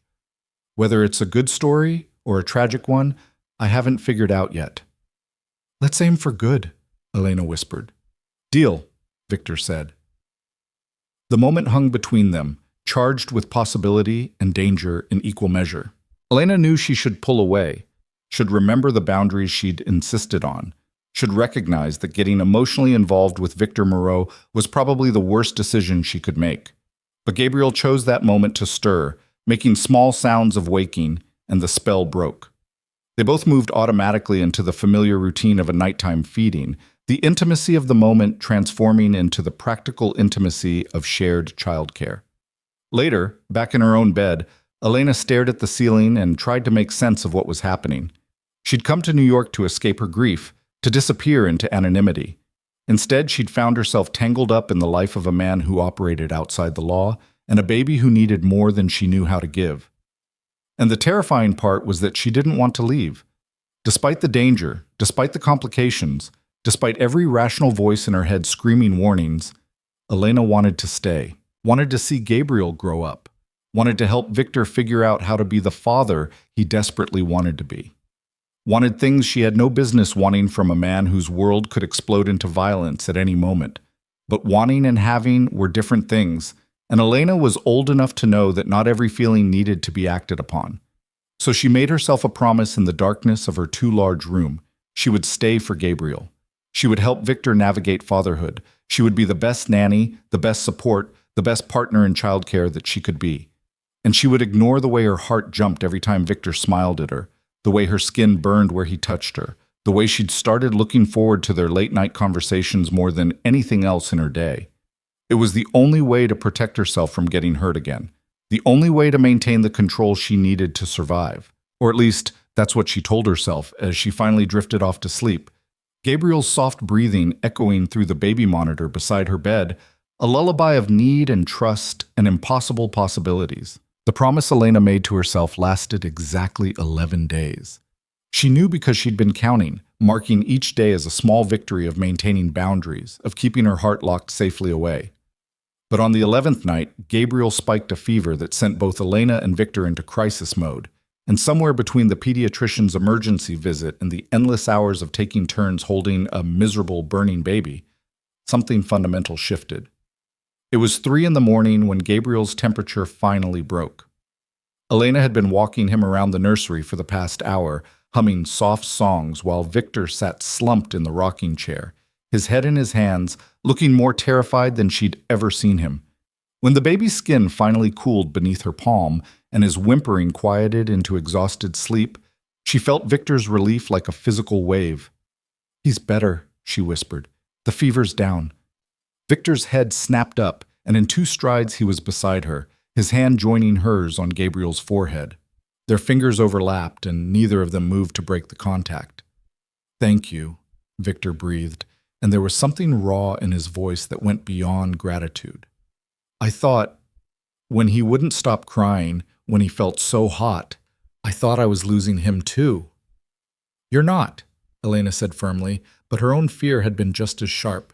She'd lost Sophie so suddenly, so completely, that every childhood illness now felt like a harbinger of disaster. "He's going to be fine. It's just a virus. Babies get them all the time." "I know that intellectually," Victor said, still not moving his hand from where it touched hers. "But knowing it and believing it are different things when you're watching your child suffer and can't fix it." Elena understood that too well. She'd spent 4 months knowing intellectually that Sophie's death wasn't her fault, that there was nothing she could have done differently, but believing it remained impossible. Some truths lived only in the mind, never quite making the journey to the heart. "Come on," she said softly. "Let's get him settled. You need to sleep." Together they maneuvered Gabriel into his crib, both of them holding their breath until they were certain he'd stay asleep. Then Victor turned to her in the dim nursery light, and Elena saw that his defenses had finally crumbled completely. He looked devastated, exhausted, and utterly human. "I can't do this alone," he said quietly. "I know I hired you to help, but it's more than that now. I need you, Elena, not just for Gabriel, for me." The admission hung between them like a confession. Elena knew she should deflect, should remind him of boundaries and professional distance, but she was so tired of lying to herself about what this had become. "I know," she whispered. "I need you too." Victor's eyes searched her face, and Elena saw the exact moment he understood what she was admitting. The air between them shifted, charged with recognition of something they'd both been fighting. "This is a terrible idea," Victor said, but he was already moving closer. "The worst," Elena agreed, and then his hands were cupping her face, and his mouth was on hers, and every rational thought evaporated like morning fog. The kiss was gentle at first, tentative, both of them testing boundaries they'd sworn not to cross. But then Victor's hand slid into her hair, and Elena's fingers curled into his shirt, and gentle transformed into desperate. They kissed like people who'd been starving without realizing it, like this was oxygen after drowning, like they'd been moving toward this moment since that first meeting on the airplane and had only been delaying the inevitable. When they finally broke apart, both breathing hard, Victor pressed his forehead to hers. "Tell me this isn't just exhaustion and fear talking." "It's not," Elena said, her hand still fisted in his shirt. "I've been trying not to feel this for weeks. It hasn't worked." "We can't," Victor said, but his hands were still in her hair, still holding her close. "You work for me. You're vulnerable. I'm a criminal, I know," Elena finished. "You're dangerous and complicated and probably the last person I should want. But I stopped caring about should around the same time I realized I was counting the minutes until you came home each day." Victor made a sound that was half laugh, half groan. "You're supposed to be the rational one." "Apparently not." Elena pulled back just enough to meet his eyes. "But I need you to understand something. I can't do casual. After Sophie, after David, I don't have it in me to give pieces of myself away without meaning it. So if this is just stress relief for you, if it's just convenience because I'm here and you're lonely, I need you to tell me now." "Elena." Victor's thumb traced her cheekbone with devastating gentleness. "I haven't felt anything remotely casual about you since you walked down that airplane aisle and saved my son. You terrify me because I've spent the past month watching you and wanting things I have no right to want." "What things?" "A future where Gabriel has a mother who loves him. A partner who sees all my flaws and stays anyway. A life that's more than just survival and obligation." His voice dropped lower. "You. I want you in every way it's possible to want someone." Elena's breath caught. "That's a lot of wanting." "Too much?" She kissed him again in answer, softer this time, but no less certain. When she pulled back, she said, "No, it's exactly right, because I want those things too. I want to watch Gabriel grow up. I want to help you figure out how to balance being a father with being who you are. I want—" She stopped, fear catching in her throat. "What?" Victor prompted gently. "I want to stop feeling broken," Elena whispered. "And when I'm with you, when we're taking care of Gabriel together, I feel like maybe that's possible. Like maybe I can be whole again." Victor's arms came around her fully then, pulling her against his chest. Elena let herself lean into his strength, let herself accept the comfort she'd been refusing herself for months. They stood like that in the quiet nursery with Gabriel sleeping peacefully nearby, two damaged people choosing to trust each other with their fractured hearts. "What happens now?" Elena asked against his shoulder. "I don't know," Victor admitted. "I've never done this before, tried to build something real with someone who knows exactly who I am." "We figure it out," Elena said, echoing words she'd spoken to him weeks ago. "One day at a time." "You make it sound simple." It's not, but neither is anything else we've managed so far.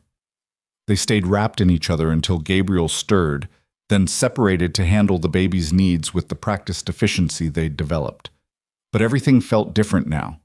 Every accidental touch carried weight. Every shared glance held meaning.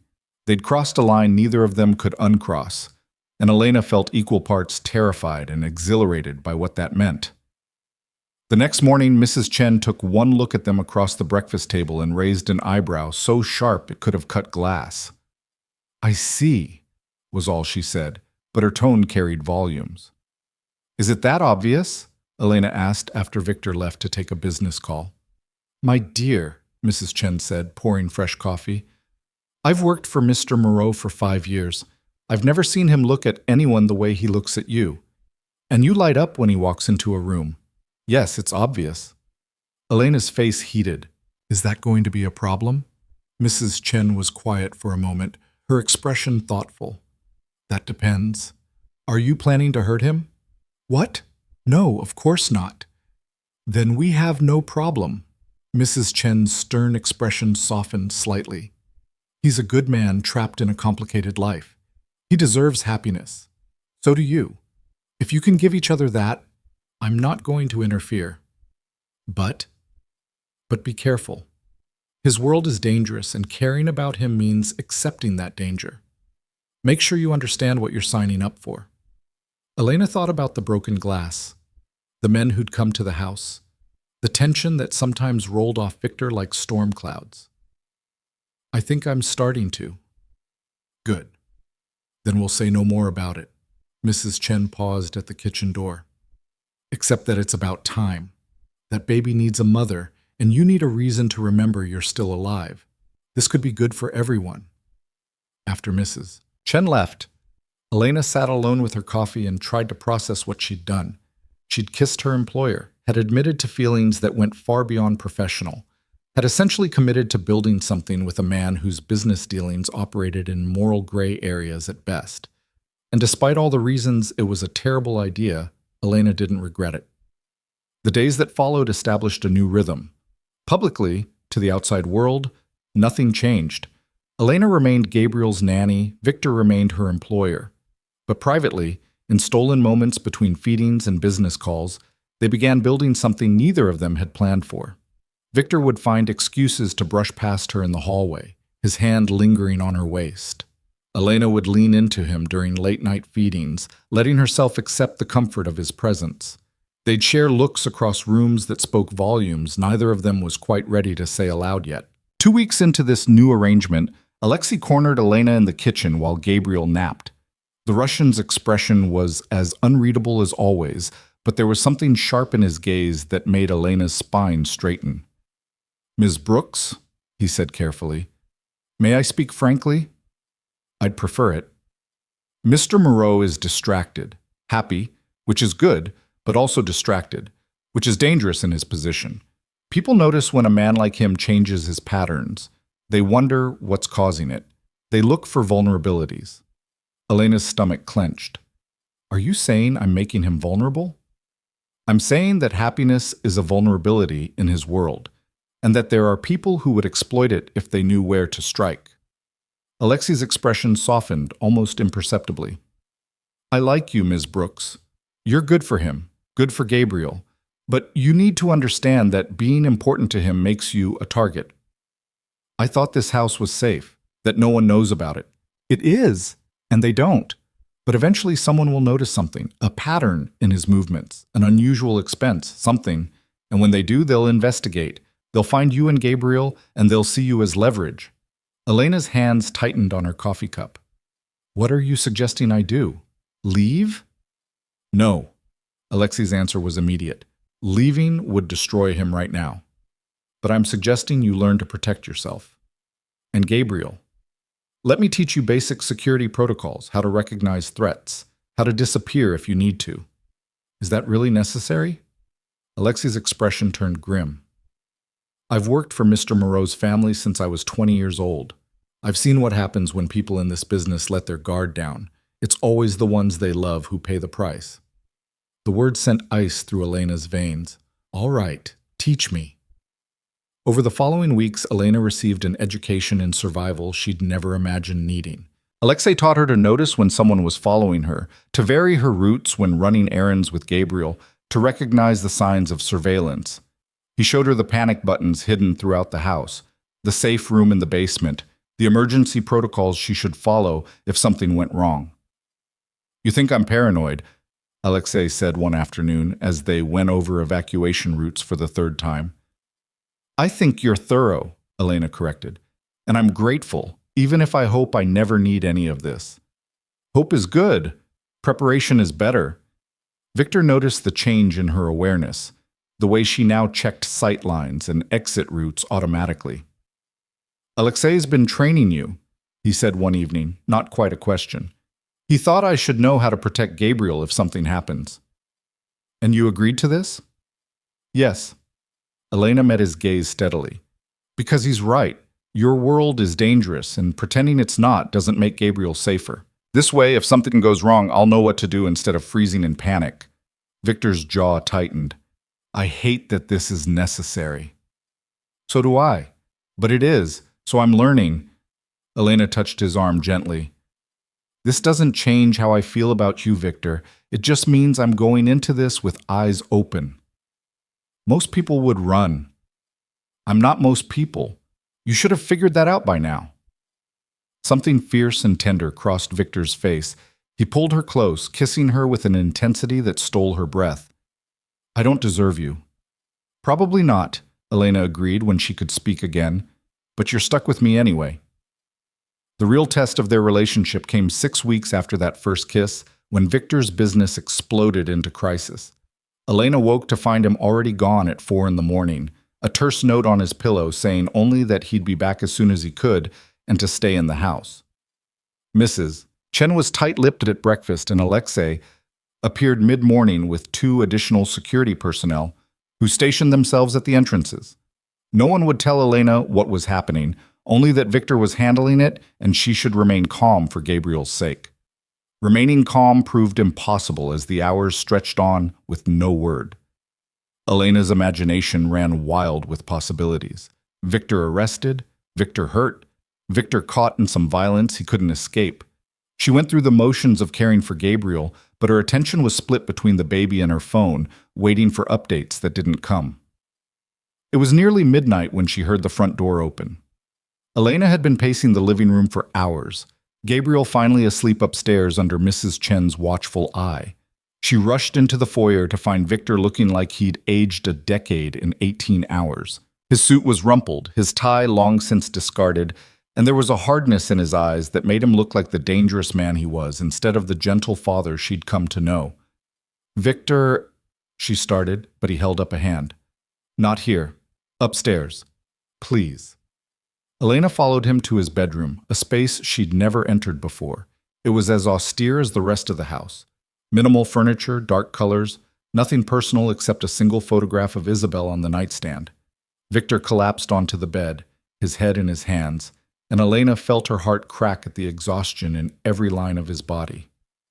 "What happened?" she asked gently, sitting beside him. "Someone tried to move against me. Attempted to seize control of my European operations while I was distracted with Gabriel." Victor's voice was flat, drained. "They underestimated how quickly I could respond. It's handled now, but it required methods I'm not proud of." "Did you—" Elena stopped, unsure how to ask. "Kill anyone?" "No. But I destroyed careers, dismantled alliances, and made it very clear what happens when people mistake my recent absence for weakness." He looked at her with haunted eyes. "I had to become someone I've been trying to leave behind. Someone cold and ruthless and willing to burn everything down to protect what's mine." Elena reached for his hand, lacing their fingers together. "But you did protect it. And you came home." "I came home," Victor agreed. "But I'm not sure the person who came home is someone you should want around Gabriel. Around you." "Don't," Elena said sharply. "Don't pull away because you had to make hard choices. You think I don't understand that sometimes the world forces us into impossible positions? This is different. You were a nurse. You saved lives. I destroy them when it's convenient." "I watch children die," Elena said quietly, the words costing her something. Children I couldn't save no matter how hard I tried. I made decisions about who got resources and who didn't. I triaged, which is just a clinical word for choosing who has a better chance of survival and letting the others go. Don't tell me I don't understand difficult choices, Victor. I've made plenty. Victor turned to look at her fully, surprise in his expression. You've never talked about that before. Because I don't like remembering. But you need to hear it now. You need to understand that I'm not some innocent who's going to judge you for operating in a gray world. I've lived in gray too. Maybe different shades, but gray nonetheless. You're trying to make me feel better about being a criminal. I'm trying to make you see that you're more than just your worst moments. That you're a father who loves his son. A man who keeps his promises. Someone who's trying to be better even when it's hard. Elena cupped his face, forcing him to hold her gaze. I see all of you, Victor. The dangerous parts and the gentle parts. And I'm choosing to stay anyway. Why? The question was barely a whisper. Because I'm falling in love with you, Elena said, the truth spilling out before she could stop it. Because when I'm with you, I feel alive again instead of just surviving. Because you look at me like I'm someone worth saving, and I haven't felt worth anything since Sophie died. Victor's breath caught. Elena, you don't have to say it back, she said quickly. I know this is complicated and probably too fast, and he kissed her, cutting off her rambling with a desperation that spoke louder than words. When they finally broke apart, he said, I fell in love with you the night you stayed awake for 12 hours straight, helping me learn to swaddle properly. I've been terrified of it ever since. Terrified? Because everyone I love dies or leaves. My mother, my father, Isabel. Love feels like a curse, like I'm marking you for tragedy just by caring about you. Elena's heart ached for him. Love isn't a curse, Victor. It's a risk, but it's the only risk worth taking. Even with someone like me? Especially with someone like you. She kissed him softly. Because you deserve to be loved despite your flaws, not in ignorance of them. And I'm choosing to love you anyway. Victor's arms came around her, pulling her close with a fierceness that bordered on desperate. They stayed like that for a long time, holding each other in the darkness of his bedroom while the city slept outside and Gabriel dreamed peacefully down the hall. What happens now? Victor asked eventually, echoing her question from weeks ago. Now we figure out how to make this work. How to build a life that keeps Gabriel safe and lets us be together and doesn't require you to become someone you hate. That's a tall order. Then it's a good thing we're both stubborn. Elena pulled back to look at him. I'm serious, Victor. If we're going to do this, if we're going to be together, things need to change. You can't keep operating the way you have been. Gabriel's going to grow up soon, start asking questions, and I won't be part of teaching him that his father's business is something shameful we have to hide. Victor was quiet for a long moment. Then he said, I've been thinking about that, about getting out, going legitimate. It wouldn't be immediate. I have obligations, people who depend on me, but maybe over the next few years I could transition the business into something legal. Is that possible? I don't know, but I want to try. For Gabriel, for you, for myself. He brushed hair back from her face. I want to be someone my son can be proud of. Someone you don't have to make excuses for. I don't make excuses for you, Elena said, but I would like to not worry every time you leave the house that you might not come back. That's fair. Victor's smile was tired but genuine. So we figure it out together, one day at a time. One day at a time, Elena agreed. They made love that night with a tenderness that felt like healing, like two broken people learning to trust that maybe they could be whole together. Afterward, lying tangled in Victor's sheets with his arm around her, Elena felt something she hadn't felt since before Sophie died. Hope. Not the desperate, grasping hope of someone drowning, but the quiet, steady hope of someone who could see a path forward. It wouldn't be easy. Victor's world was still dangerous, still complicated, still full of threats she was only beginning to understand, but they'd face it together. Her strength supporting his weakness, his strength supporting hers, both of them united in their determination to give Gabriel the stable, loving home he deserved. In the nursery down the hall, Gabriel slept peacefully, unaware that his life had just changed irrevocably. unaware that the woman his father had hired to care for him was now becoming something more, unaware that he was the catalyst that had brought two grieving, damaged people together and given them a reason to choose hope over despair. Elena drifted off to sleep wrapped in Victor's arms, listening to his heartbeat slow into the steady rhythm of rest. Tomorrow would bring new challenges, new fears, new obstacles to navigate. But tonight, in this moment, they had each other. They had Gabriel. They had the fragile, precious beginning of something that might actually last. And for two people who'd lost so much, that felt like everything. The fragile peace lasted 3 months before Victor's past came for them in the worst possible way. Elena should have recognized the signs. Alexei's increased vigilance, the way Victor started insisting she take different routes to the pediatrician, the additional security cameras that appeared overnight around the brownstone's perimeter. But she'd been lulled into complacency by the rhythms of their new life together. Gabriel's first laugh, Victor's tentative steps toward legitimizing his business, the quiet joy of waking up each morning wrapped in arms that made her feel safe. She should have known that in Victor's world, safety was always an illusion. It happened on a Tuesday afternoon in early autumn. Elena had taken Gabriel to Prospect Park, their usual outing when the weather was fine. Alexei followed at a discreet distance, as he always did, close enough to intervene but far enough to maintain the pretense of normalcy. Gabriel was 5 months old now, alert and curious, babbling at the leaves that drifted down from the trees in shades of amber and gold. Elena had just settled on their favorite bench, Gabriel on her lap reaching for the sunlight filtering through branches, when Alexei's phone rang. She saw his expression change, saw him move closer with urgency, tightening his features. "We need to go," he said quietly. "Now." "What's wrong?" "Someone's been asking questions about you, about Gabriel. We need to get back to the house immediately." Elena's training kicked in. She gathered Gabriel without panic, moving quickly but calmly toward the car Alexei had already brought around. They were 3 blocks from the brownstone when 2 black SUVs boxed them in from both sides, forcing Alexei to brake hard enough that Elena had to brace herself to keep Gabriel secure. "Get down!" Alexei commanded, his hand already reaching for the weapon Elena knew he carried. "And do not leave this car no matter what happens." Men emerged from the SUVs, 4 of them, dressed in dark suits that screamed professional muscle. Elena's heart hammered against her ribs as she ducked low, covering Gabriel's body with her own, one hand reaching for the panic button on the key fob Alexei had given her weeks ago. "We just want to talk," one of the men called out in accented English. Russian, Elena thought, with ice in her veins. "About Mr. Moreau's recent business decisions. We believe he might benefit from some perspective." "You can schedule a meeting through proper channels," Alexei replied, his voice cold and steady, despite being outnumbered 4-1. "This approach violates protocols Mr. Moreau takes very seriously." "Mr. Moreau has been making poor choices lately, distracted by domestic concerns when he should be focused on business obligations. We're here to remind him what's at stake."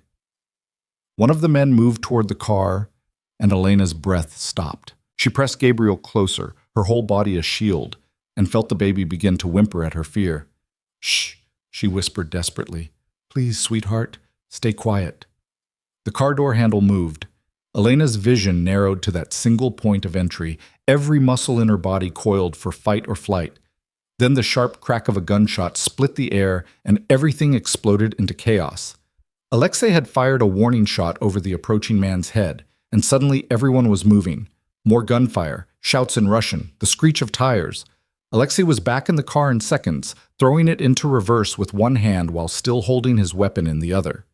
"Hold on!" he barked, and then they were careening backward down the narrow Brooklyn street, Gabriel screaming now in Elena's arms, her whole world reduced to keeping him safe as the car fishtailed around corners and bullets pinged off reinforced metal. They made it to the brownstone in less than 2 minutes. The gates were already open. More security personnel Elena had never seen before positioned at strategic points. Alexei practically carried her inside, Gabriel still wailing in her arms, and didn't stop moving until they were in the basement safe room that Elena had only seen during drills. "Stay here," Alexei commanded, his face grim. "Do not open this door for anyone except Mr. Moreau or me. There's food, water, everything you need. The door is reinforced steel. You're safe." "Where's Victor?" Elena demanded, her voice shaking as badly as her hands. On his way. He'll be here within the hour. Alexei's expression softened fractionally. You did well, Ms. Brooks. You kept Gabriel safe. That's all that matters. Then he was gone, and Elena was alone in the windowless room with a screaming baby and terror clawing at her throat. She forced herself to focus, to move through the steps Alexei had taught her. Check Gabriel for injuries, none, just fear and confusion. Change him, feed him, comfort him. Compartmentalize the fear. Deal with one thing at a time. Gabriel eventually quieted against her chest, exhausted from crying, his tiny fist clutching her shirt. Elena held him and tried not to think about how close they'd come. How easily one of those bullets could have found them. How her decision to love Victor Moreau had just put an innocent child directly in the line of fire.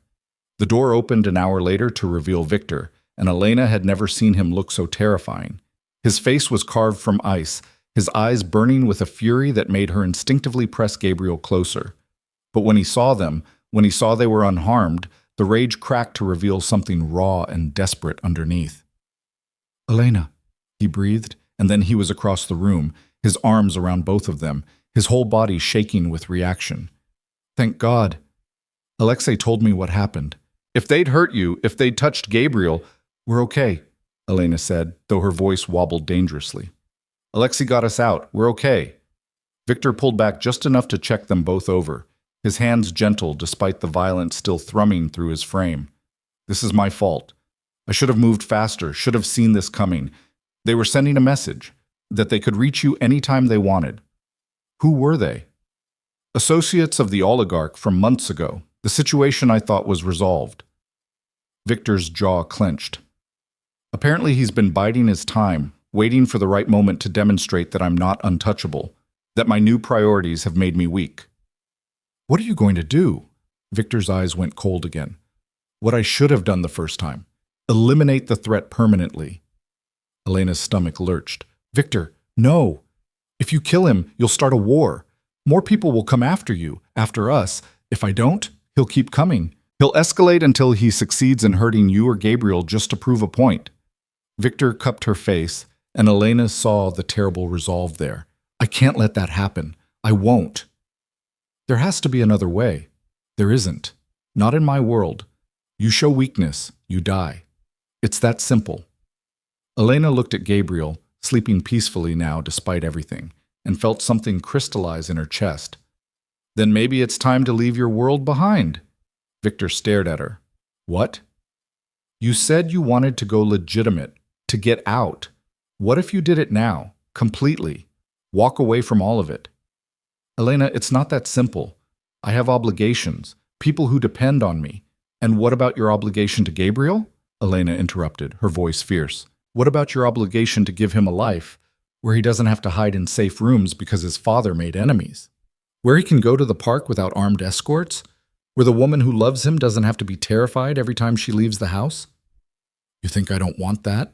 Victor's voice cracked. You think I don't lie awake at night imagining a normal life for him? But walking away means leaving behind everything I've built, everyone I'm responsible for. It means those people become vulnerable to the same predators trying to hurt us now. So give them to someone else, sell the business, transfer control, whatever you have to do. But get out before Gabriel is old enough to understand why people are shooting at him. Elena grabbed Victor's hand, pressing it to Gabriel's sleeping form. Look at him. Really look. Is this the life you want for him? Because if you stay in this world, this will never end. There will always be another threat, another enemy, another reason why we have to live like prisoners. Victor looked down at his son, and Elena watched the war play out across his face. Everything he'd built versus everything he loved. Power versus peace. The man he'd been versus the man he wanted to become. If I walk away, he said slowly, I'll have powerful enemies. People who'll see it as betrayal or weakness. Leaving might make us more vulnerable, not less. Or, Elena said quietly, it might take away their leverage. If you're not a player anymore, what's the point of coming after you? You can't threaten someone who has nothing left to lose. I'd have everything to lose. I'd have you and Gabriel. But they wouldn't know that. Not if we disappear properly. New names, new city, new life. Alexei said he could arrange it if we ever needed to run. What if we did? What if we just left all of this behind and started over somewhere clean? Victor was quiet for a long time, his hand still resting on Gabriel's back, feeling the steady rise and fall of the baby's breath. When he finally spoke, his voice was raw. I'd be giving up everything my family built. 3 generations of work, connections, power. Gone. But you'd have Gabriel, Elena said, and me, and a chance to be the father you want to be instead of the one your world demands. Isn't that worth more than power? She watched him struggle with it, this man who'd never backed down from anything, never shown weakness, never let anyone push him into retreat. But then Gabriel stirred against her chest, making small sounds of waking, and something in Victor's expression shifted. Yes, he said quietly. It is. The next 72 hours passed in a blur of action that left Elena's head spinning. Victor made calls, arranged meetings, set in motion a plan so audacious Elena could barely believe it was possible. He contacted his most trusted associates and offered them the business, not a sale, but a gift, on the condition that they honor his exit and never contact him again. Some accepted immediately, grateful for the opportunity. Others argued, begged him to reconsider, warned him of consequences. Victor remained unmoved. I'm done, he told them all, his voice carrying an authority that brooked no argument. I'm out. Anyone who has a problem with that can take it up with Dmitri. Dmitri was Victor's second in command, a man Elena had met only once, but whose reputation for ruthless efficiency preceded him. Putting him in charge was Victor's insurance policy. Dmitri was feared enough that most people wouldn't dare challenge the transition of power. While Victor handled the business side, Alexei coordinated their disappearance with the precision of someone who'd done this before. New identities were created, social security numbers, birth certificates, complete backstories. Elena Brooks became Elena Walsh, a widow from Seattle. Victor Moreau became Michael Walsh, her husband and Gabriel's father. Gabriel's birth certificate was amended to list both of them as parents. We'll go to Colorado, Alexei explained, spreading maps across the dining room table. Small town in the mountains, population under 5,000. I've already purchased a house under a shell corporation, arranged for bank accounts to be set up. You'll have enough money to live comfortably for years, but nothing flashy. You need to blend in, become ordinary. I've never been ordinary in my life, Victor said, but there was something almost wistful in his voice. Then you'll learn, Alexei replied, for Gabriel's sake. The hardest part was saying goodbye. Mrs. Chen cried openly when they told her, pressing gifts into their hands and making them promise to send word somehow that they were safe. Alexei maintained his stoic expression, but Elena saw the emotion in his eyes when he shook Victor's hand one final time. You're doing the right thing, Alexei said quietly. Gabriel will never have to know what you were. He'll just know you as his father. Take care of them, Victor said, meaning the people he was leaving behind. Make sure Dmitri honors the agreements. I will, but you need to let go completely. No checking in, no monitoring from afar. You're dead to this world, Mr. Moreau. Michael Walsh doesn't have a past in international trade. I understand. They left in the middle of the night, slipping away from the brownstone Elena had come to think of as home, like thieves fleeing a crime scene. 1 suitcase each, Gabriel's car seat and diaper bag, and nothing else. Everything they'd built in Brooklyn stayed behind. The nursery with its carefully chosen decorations, the kitchen where they'd shared midnight conversations, the bed where they'd first made love. Elena took one last look at the brownstone's elegant facade as their car pulled away and felt tears slip down her cheeks. She'd come to New York running from grief, and she was leaving running from danger. But this time, she wasn't running alone. Victor reached over and laced his fingers through hers. Second thoughts? No, Elena said, surprising herself with how much she meant it. Just saying goodbye to who we were. Who were we? Broken, lost, alone. She squeezed his hand. But we're not anymore. The drive to Colorado took 3 days. They stayed in anonymous motels, paid cash, avoided cameras. Gabriel was an excellent traveler, content to sleep in his car seat or babble at the changing landscape outside the windows. Elena watched America unfold through the windshield, the endless highways, the small towns, the mountains that grew larger on the horizon with each passing mile. Their new home was everything Alexei had promised: small, remote, and utterly ordinary. A two-story farmhouse on the outskirts of a town called Cedar Ridge, surrounded by pine trees and snow-capped peaks. The nearest neighbor was half a mile away. The town itself had one grocery store, one diner, one school that served kindergarten through 12th grade.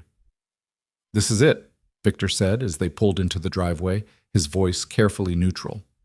"Our new life." Elena looked at the farmhouse with its peeling paint and sagging front porch, so different from the Brooklyn brownstone's elegant perfection.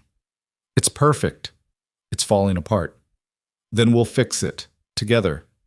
They spent the first week just settling in, learning to navigate their new identities like actors rehearsing for opening night.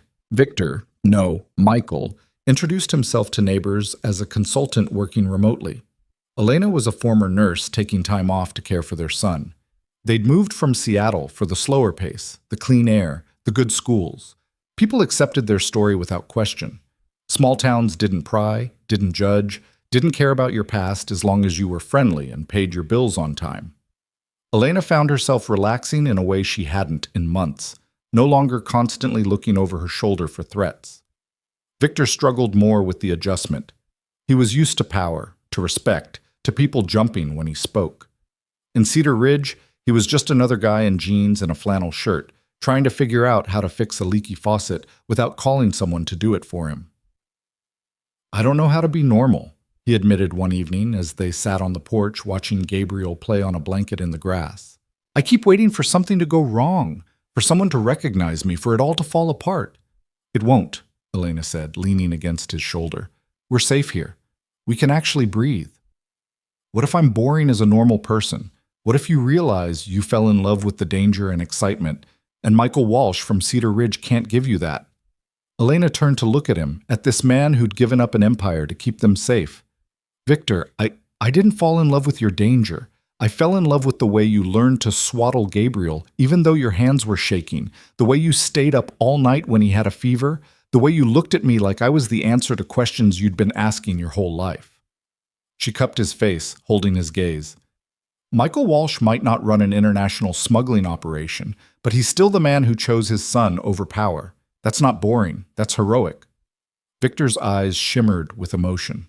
"I'm terrified of failing you, of Gabriel growing up and realizing his father is nothing special." "Then we'll teach him that being special isn't about money or power or danger. It's about showing up, doing the work, loving the people who matter." Elena kissed him softly. "You're already special, Victor. You just have to learn to see it." The months that followed were an education in ordinary life. Victor learned to fix things around the house, discovering a surprising aptitude for carpentry and plumbing. Elena found work at the local clinic, part-time hours that let her still be there for Gabriel. They joined the community center, attended town meetings, became just another family in a small Colorado town. Gabriel thrived in the peace. His laughter filled the farmhouse. His curiosity explored every corner of their new life. He didn't remember Brooklyn, didn't remember the fear and violence that had marked his earliest months. To him, this was normal: a father who played with him in the yard, a mother who sang him to sleep, a life defined by love instead of survival. On Gabriel's first birthday, they threw a small party in the backyard. Neighbors came, bringing casseroles and gifts, treating them like they'd always been part of Cedar Ridge. Elena watched Victor, Michael, laugh at something the hardware store owner said, bounce Gabriel on his knee, and look genuinely happy in a way she'd never seen in Brooklyn. "He's doing well," a voice said beside her. Elena turned to find Sarah, the woman who lived on the neighboring property, holding her own toddler. "Michael, when you first moved here, he seemed so tense, like he was waiting for something bad to happen, but he's relaxed now." "We both have," Elena said, realizing it was true. "This place has been good for us." Cedar Ridge has that effect, small enough that you matter, big enough that you can have privacy. Sarah smiled. "I'm glad you're here." "So am I," Elena said, and meant it with her whole heart. That night, after the guests had left and Gabriel was asleep, Elena and Victor sat on the porch under a sky full of stars that New York had never shown them. The air smelled of pine and wood smoke, clean and sharp. "Do you miss it?" Elena asked quietly. "Your old life?" Victor was quiet for a long moment, considering. "Sometimes I miss the certainty of it. Knowing exactly who I was, what I was good at, where I fit in the world. But then I look at Gabriel, at you, at this life we've built, and I realize that certainty was a cage. I was powerful, but I wasn't free. And now? Now I'm free. And that's terrifying and exhilarating in equal measure." He pulled her closer. "I don't know if I'm doing this right, this normal life thing, but I know I want to keep trying. For Gabriel, for you, for myself." "You're doing it perfectly," Elena assured him, "because you're here. That's all that matters." Well, they sat in comfortable silence, watching the stars wheel overhead, listening to the night sounds of their new world. And Elena thought about the journey that had brought them here, from a crying baby on an airplane to this quiet moment of peace. She'd come to New York broken by grief, certain she had nothing left to give, and she'd found Victor, equally broken, equally certain he was beyond redemption. Together they'd built something neither of them had believed possible. Not just survival, but genuine happiness. Not just existence, but a life worth living. Gabriel's cry drifted through the open window, and they both stood automatically, moving together toward the nursery like a dance they'd perfected. Victor lifted their son, his son in every way that mattered now, and Gabriel immediately settled, recognizing the safety of his father's arms. "Shh, little one," Victor murmured, the words soft and sure. "Everything's all right. Daddy's here." Elena watched them together and felt her heart swell almost painfully. This was what she'd been searching for without knowing it. Not escape from grief, but a reason to move through it and come out the other side. Not forgetting Sophie, but honoring her memory by choosing to love again, to build a family again, to believe in happiness again. "I love you," she said to Victor, to Gabriel, to both of them. "So much." Victor looked up and smiled, the expression transforming his face into something young and unguarded. "We love you too." And it was that simple, that complicated, that perfect. Three people who'd been broken finding wholeness in each other. A father learning that real power came from love, not control. A mother discovering that her capacity for love hadn't died with her daughter. A child growing up safe and cherished, never knowing the darkness his first months had held. Outside, snow began to fall, the first of the season, covering Cedar Ridge in pristine white. Inside the farmhouse, the Walsh family settled in for the night. Gabriel asleep in his crib, Victor and Elena wrapped in each other's arms, the future stretching before them full of ordinary, precious possibilities. Elena had boarded that plane to New York, certain that her story was over, that the best parts of her life were behind her. But she'd been wrong. Sometimes the story doesn't end where you think it will. Sometimes a baby's cry can change everything. Sometimes a dangerous man can choose love over power. Sometimes broken people can heal each other if they're brave enough to try. And sometimes, just sometimes, the fresh start you were looking for finds you when you're least expecting it, 30,000 feet in the air, reaching out to comfort a stranger's child. That moment on the plane had been a door opening. Walking through it had been terrifying. But on the other side was this: warmth and safety, and love and home. It was more than Elena had dared to hope for. It was everything she never knew she needed. And as she drifted off to sleep in Victor's arms, listening to Gabriel breathe peacefully in the next room, Elena understood that grief hadn't destroyed her capacity for joy. It had just been waiting for the right moment, the right people, the right reason to believe in tomorrow. They'd all found that reason in each other. And that was the beginning, not of a perfect life, but of a real one. Messy and complicated and beautiful and worth every risk they'd taken to get here. The cry that had broken the silence had led them home.